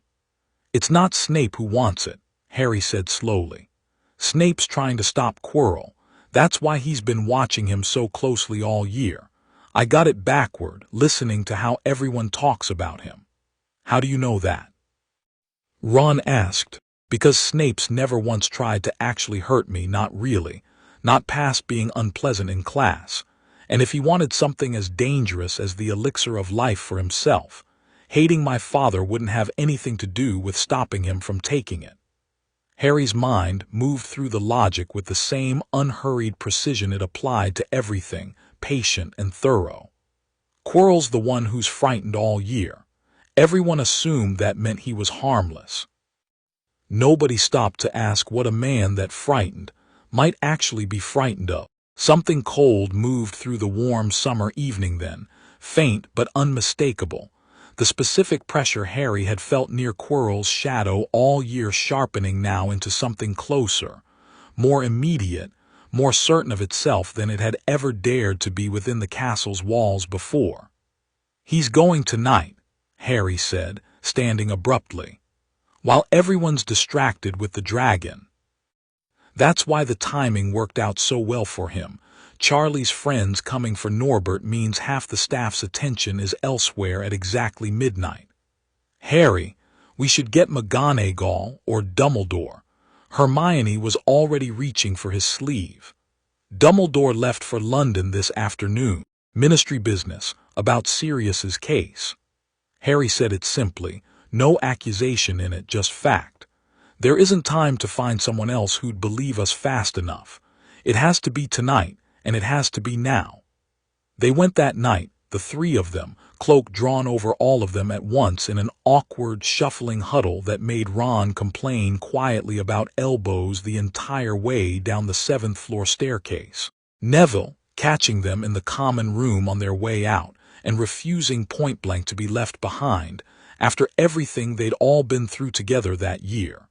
Tagged along at the very last minute with a wand gripped so tight his knuckles had gone white, more frightened of being useless than of whatever waited ahead. The 3rd floor corridor was empty when they reached it, Fluffy's low, rumbling snore the only sound, and someone had already left a harp playing softly nearby, the enchanted, drowsy melody drifting the enormous dog toward deeper sleep with every note. "Someone's already been through," Hermione whispered, staring at the trapdoor standing open in the floor. "Snape, do you think, trying to catch him, or Quirrell already ahead of us?"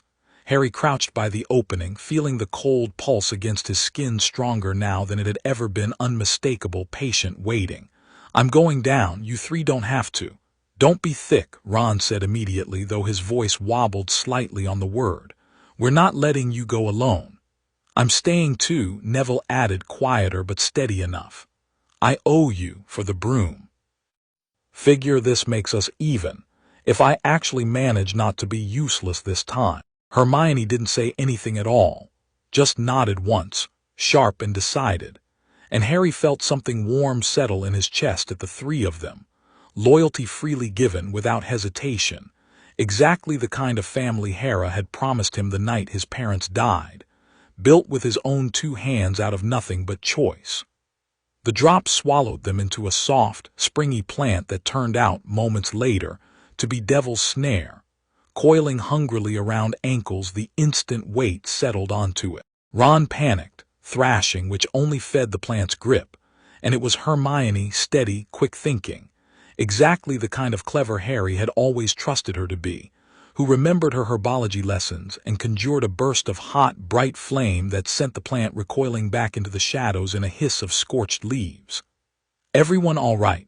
Harry asked, once they'd all tumbled free onto solid stone. "Wonderful," Ron muttered, brushing leaves off his robes with more force than strictly necessary. "Love almost getting strangled by a houseplant. What's next, then?"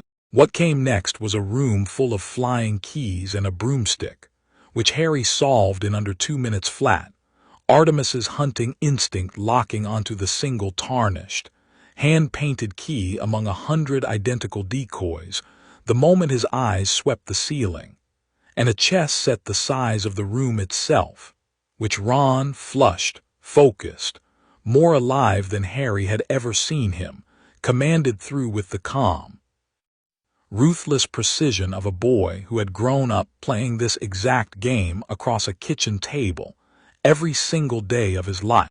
"I have to be taken," Ron said quietly, once the pieces had settled into their final, decisive positions, and something grim and resolved had come into his face that made him look, for just a moment, considerably older than 11. "Knight takes queen. It's the only way through." "Ron, no." Hermione's protest died half-formed as Ron was already moving his piece forward, deliberate, unflinching, and the White Queen's stone arm swung out and struck him from his horse hard enough to send him sprawling, unconscious, across the checkered floor. "Checkmate," the game declared, and the pieces parted, and Harry knelt by his friend's still form for one long, careful moment, checking for breath, finding it steady, finding the boy simply, mercifully unconscious rather than harmed. "He's all right," Harry said, and something fierce and grateful moved through him at the sight of it. A friend who had chosen, without hesitation, to put his own body between Harry and the next danger. Exactly the kind of loyalty that no amount of divine blessing could manufacture from nothing, only recognize and cherish once it appeared freely on its own. "Stay with him, Neville. Look after him till someone finds you both." "You sure? I could still." "You've done enough tonight already. Someone needs to make sure he's safe when he wakes up." Harry's voice was gentle but final, and Neville, understanding the kindness underneath the instruction, nodded and settled down beside Ron's unconscious form without further argument. Hermione hesitated at the next chamber's threshold, a room thick with the acrid stink of trolls and something worse beneath it. A logic puzzle laid out on a table between 2 rows of flame that flared up the moment they stepped inside, sealing the way both forward and back. She worked through the riddle with the same fierce, methodical focus she brought to every exam, muttering possibilities under her breath, eliminating them one by one with the confidence of someone who trusted her own mind absolutely. "Only one bottle gets you forward safely," she said finally, holding up the smallest of the vials. "This one. There's only enough for one person, Harry. I can't come with you past this point." "That's all right." Harry took the vial from her hand, and something steady and grateful passed between them, unspoken. "You got me this far. That's not nothing. Be careful." Hermione's voice cracked slightly, worry finally breaking through the composed logic she'd worn like armor through the whole chamber. "Whatever's waiting for you down there, Harry, please, just be careful." "I will." He drank the potion, felt the flames ahead of him gutter and part into safe passage, and looked back once at his friend standing steady amid the dying fire.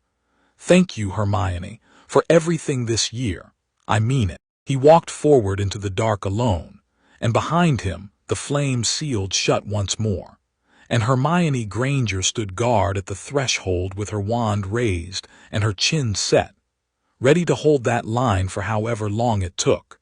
Exactly the kind of fierce, unshakable loyalty that Harry had built, piece by piece, over a single school year, without ever once needing to ask for it. The final chamber was smaller than Harry expected, lit by a single flickering torch, and Quirrell stood before a great stone mirror at its center.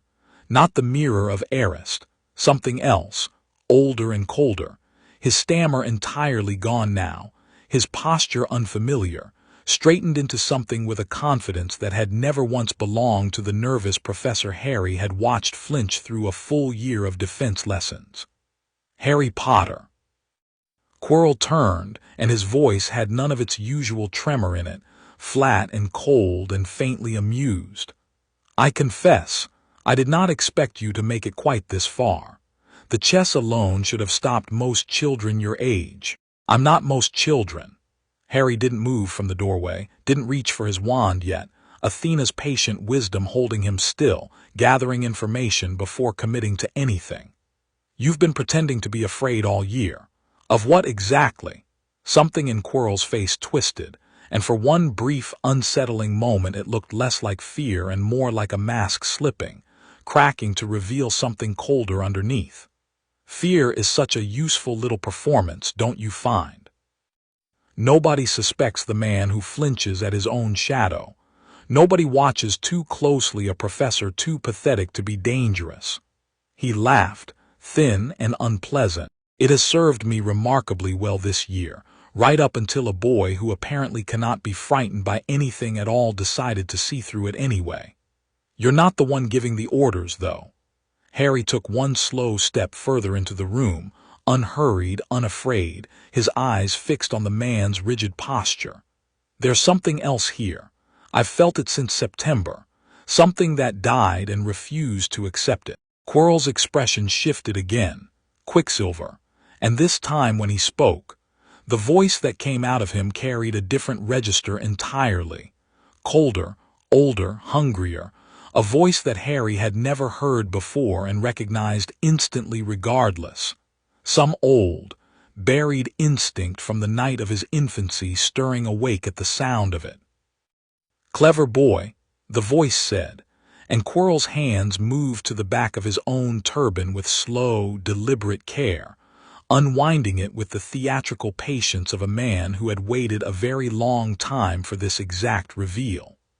"Your mother's cleverness, I always suspected, running through you rather more strongly than your father's arrogance. A pity she wasted it protecting you instead of joining me. We might have accomplished a great deal together." The turban fell away, and Quirrell turned his back to Harry, revealing on the back of his skull where a normal man's face should not have been at all. A second face, pale, snake-like, red-eyed, stretched thin and skeletal across skin that looked barely alive at all. "Harry Potter," Voldemort said, and his voice from that impossible face carried none of the borrowed stammer, only cold, delighted malice. "We meet again at last after all these years. Do you know how long I have waited to look properly upon the boy, who somehow survived what nothing else in this world has ever survived?" Harry looked at the thing on the back of Quirrell's head, and felt, exactly as he had felt every single time danger had found him since infancy, absolutely nothing that resembled fear at all, only a cold, clean stillness settling into his spine, Persephone's ancient patience recognizing an old enemy that had died once already, and simply refused the finality of it. I know exactly how long, Harry said, calm, steady, entirely unbothered by the horror in front of him. 10 years, 4 months, give or take. You've had a lot of time to think about how badly that night went for you.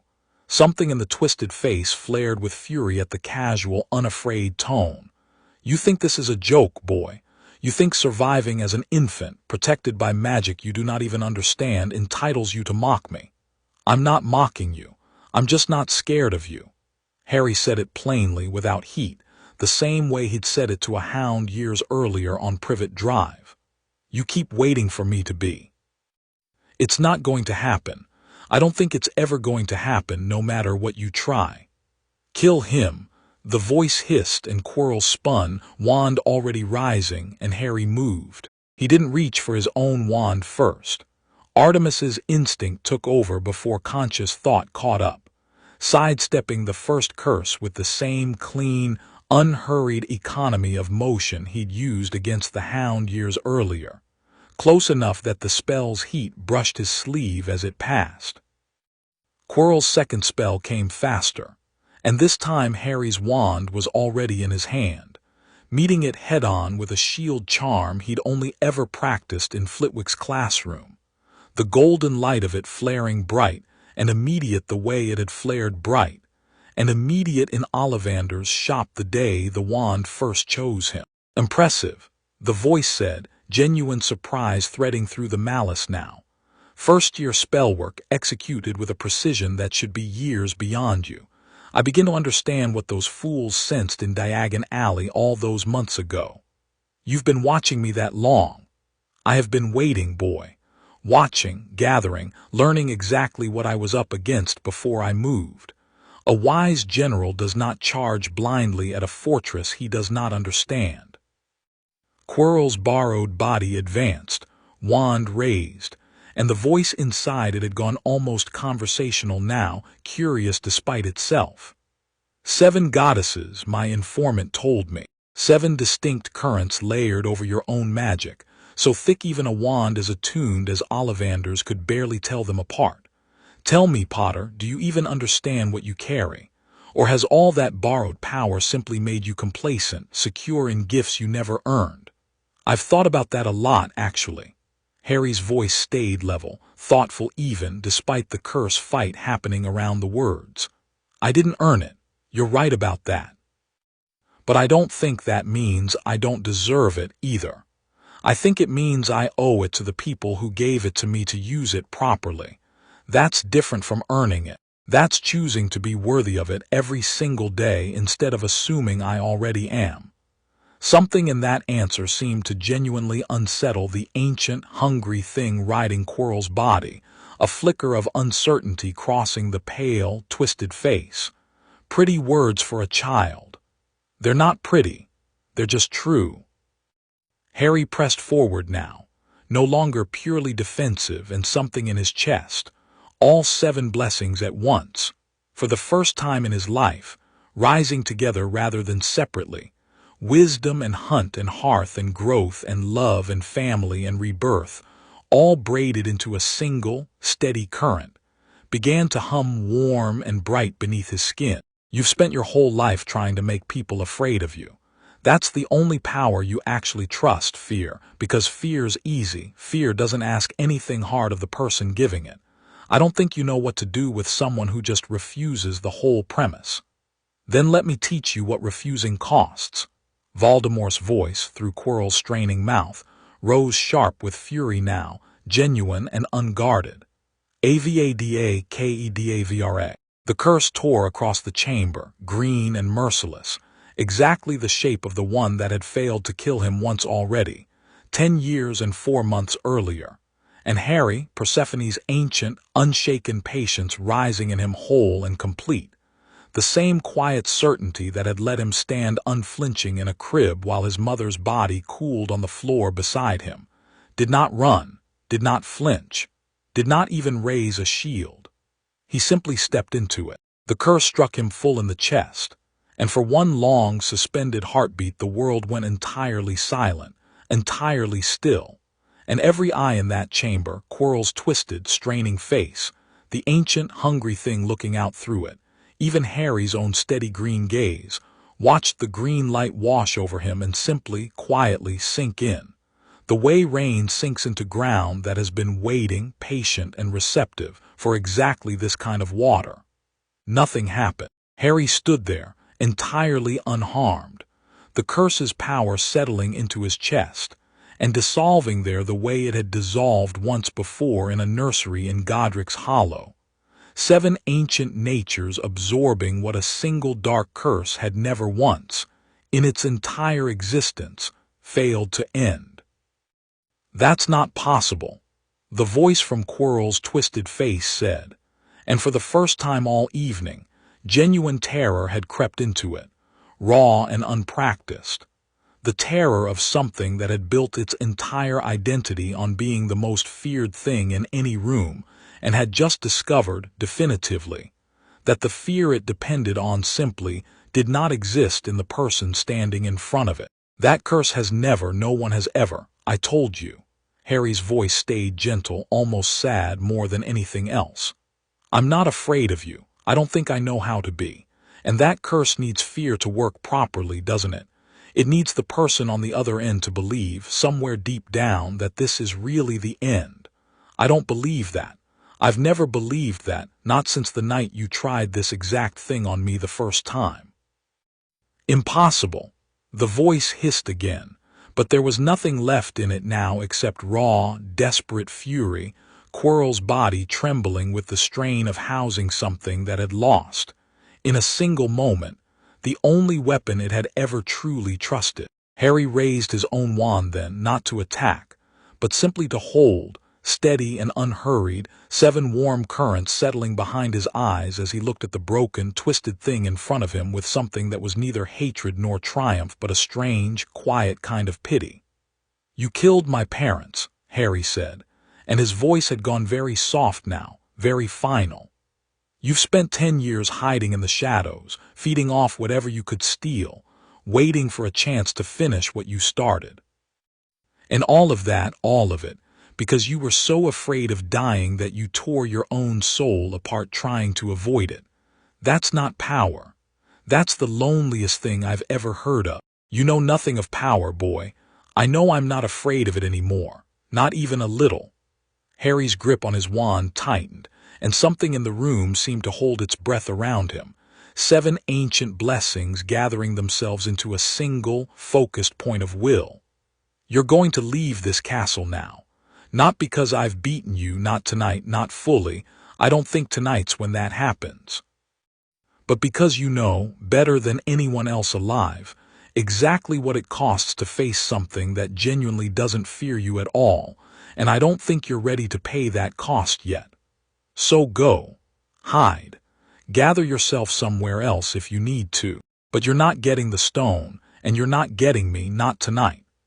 The fury in Quirrell's twisted face warred visibly with something else, something colder and more calculating, the old, patient survivor instinct that had kept Voldemort alive through a decade of fragmented existence finally, grudgingly, asserting itself over pure rage.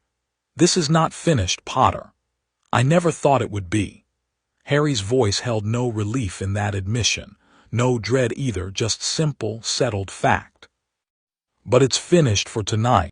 Quirrell's body convulsed, the borrowed possession straining and tearing at itself, and in the chaos of that final moment, something dark and formless tore free from the professor's collapsing form and fled the chamber entirely, thin and desperate. The same fleeing shape Harry had unknowingly caused once before as an infant, seeking somewhere, anywhere, to hide and rebuild. Quirrell himself collapsed to the stone floor, unconscious, breathing but broken, and the chamber fell silent except for the low, exhausted rasp of the fallen man's breath, and the quiet, steady thrum of 7 blessings settling back down into their usual patient rhythm beneath Harry's ribs. He knelt, checked the fallen professor's pulse out of simple, unthinking kindness, and found it steady enough, and then straightened and made his way back through the chambers, retrieving Hermione at the flame-sealed threshold, gathering Ron and Neville from the chess room where they'd both finally begun to stir, and led all three of his friends back up through the trapdoor and into the cool, ordinary night air of the castle grounds with the calm, unhurried steadiness of a boy who had just faced down the thing that killed his parents and walked away from it entirely, absolutely unafraid. Above the mountain no map could draw, 7 goddesses and 2 furious, watching siblings had followed every second of that chamber's confrontation with an attention that made the whole of Olympus, for one strange evening, fall unusually quiet. He stepped into the curse, Artemis said slowly, something like awe threading through her usually flat, businesslike tone.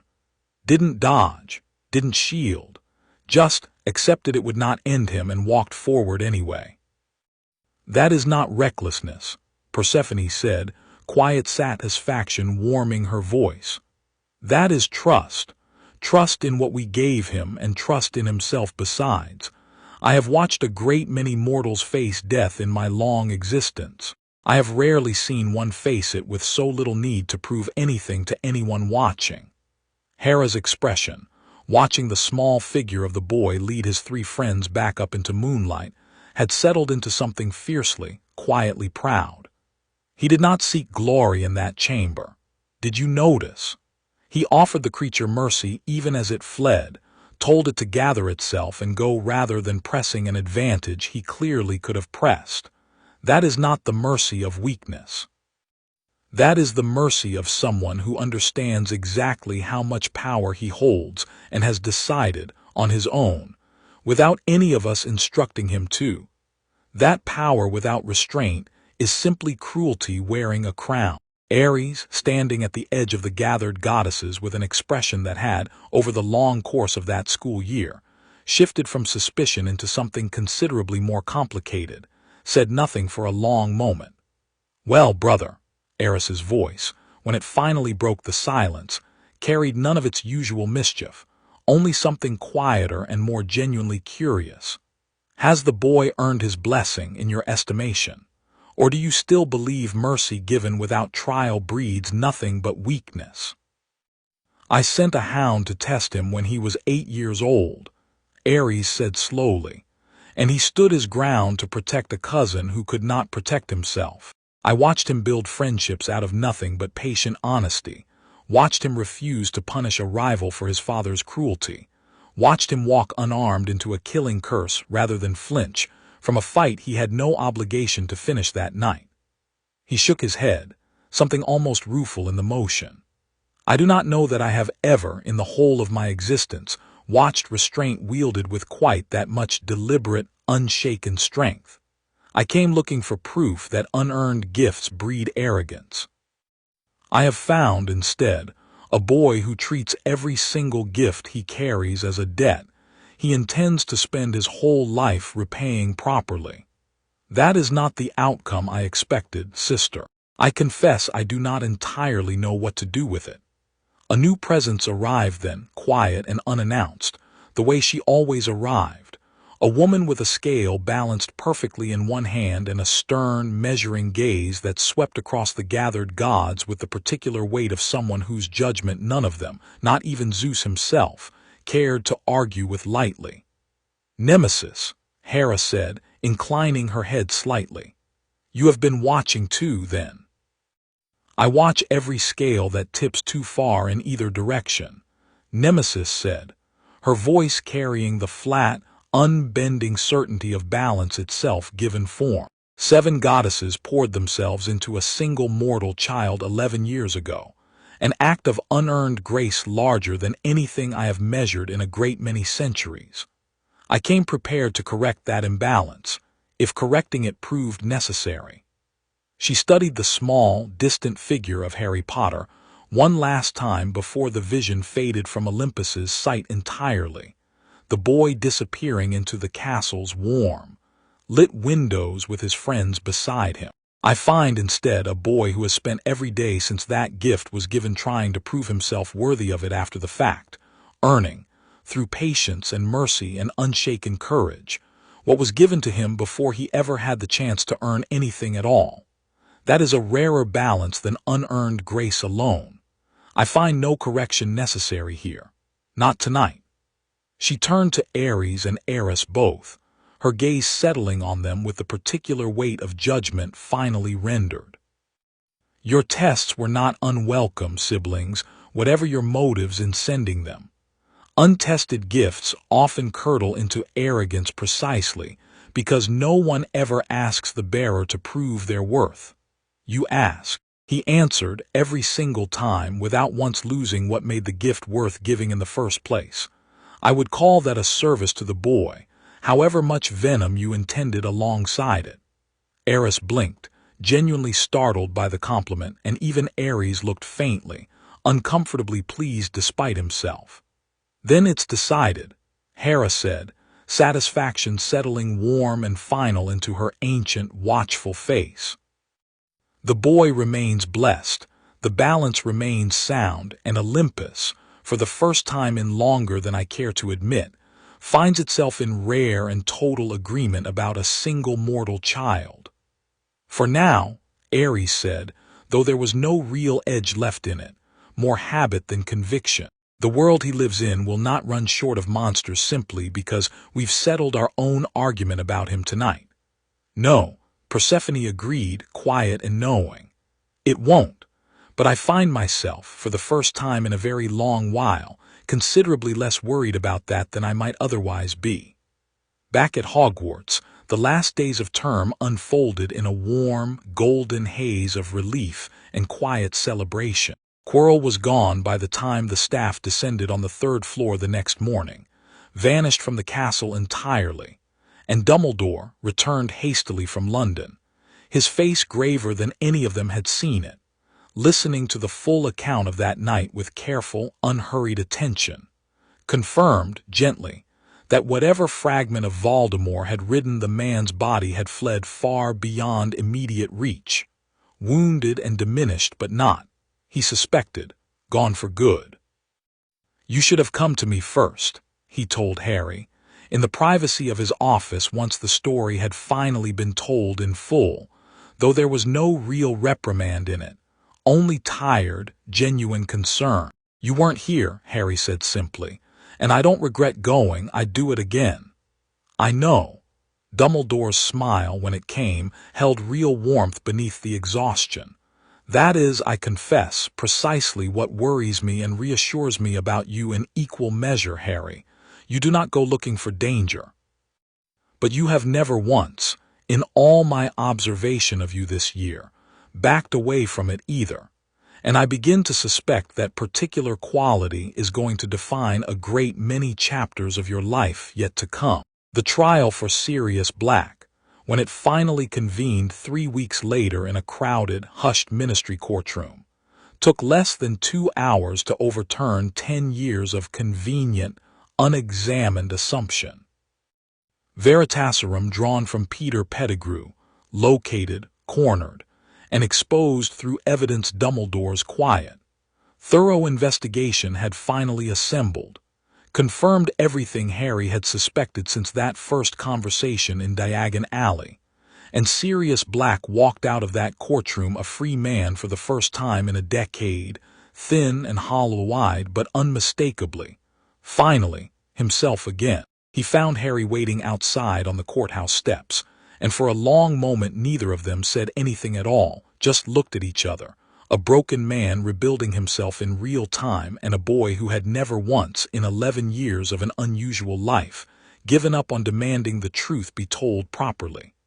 You look like your father, Sirius said finally, voice rough.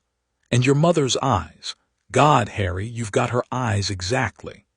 I've heard that a lot this year. Harry smiled, easy and warm, Aphrodite's steady gift of love recognizing family the instant it stood in front of him. No hesitation at all. Thank you for coming and for not giving up on believing this could still happen, even after everything. Thank you, Sirius said, and something wet gathered at the corner of his eyes that he didn't bother hiding. You didn't even know me, kid.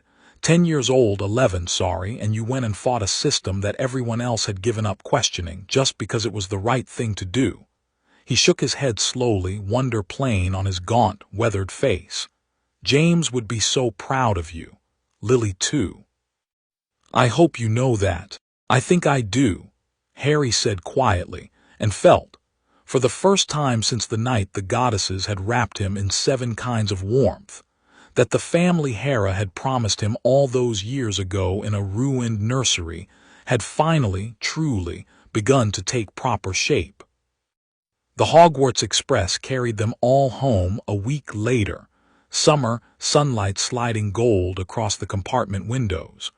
Ron already planning next year's Quidditch season, with the fierce, uncomplicated enthusiasm of a boy who had survived a magical chess game, and considered that sufficient reason to be optimistic about literally everything else.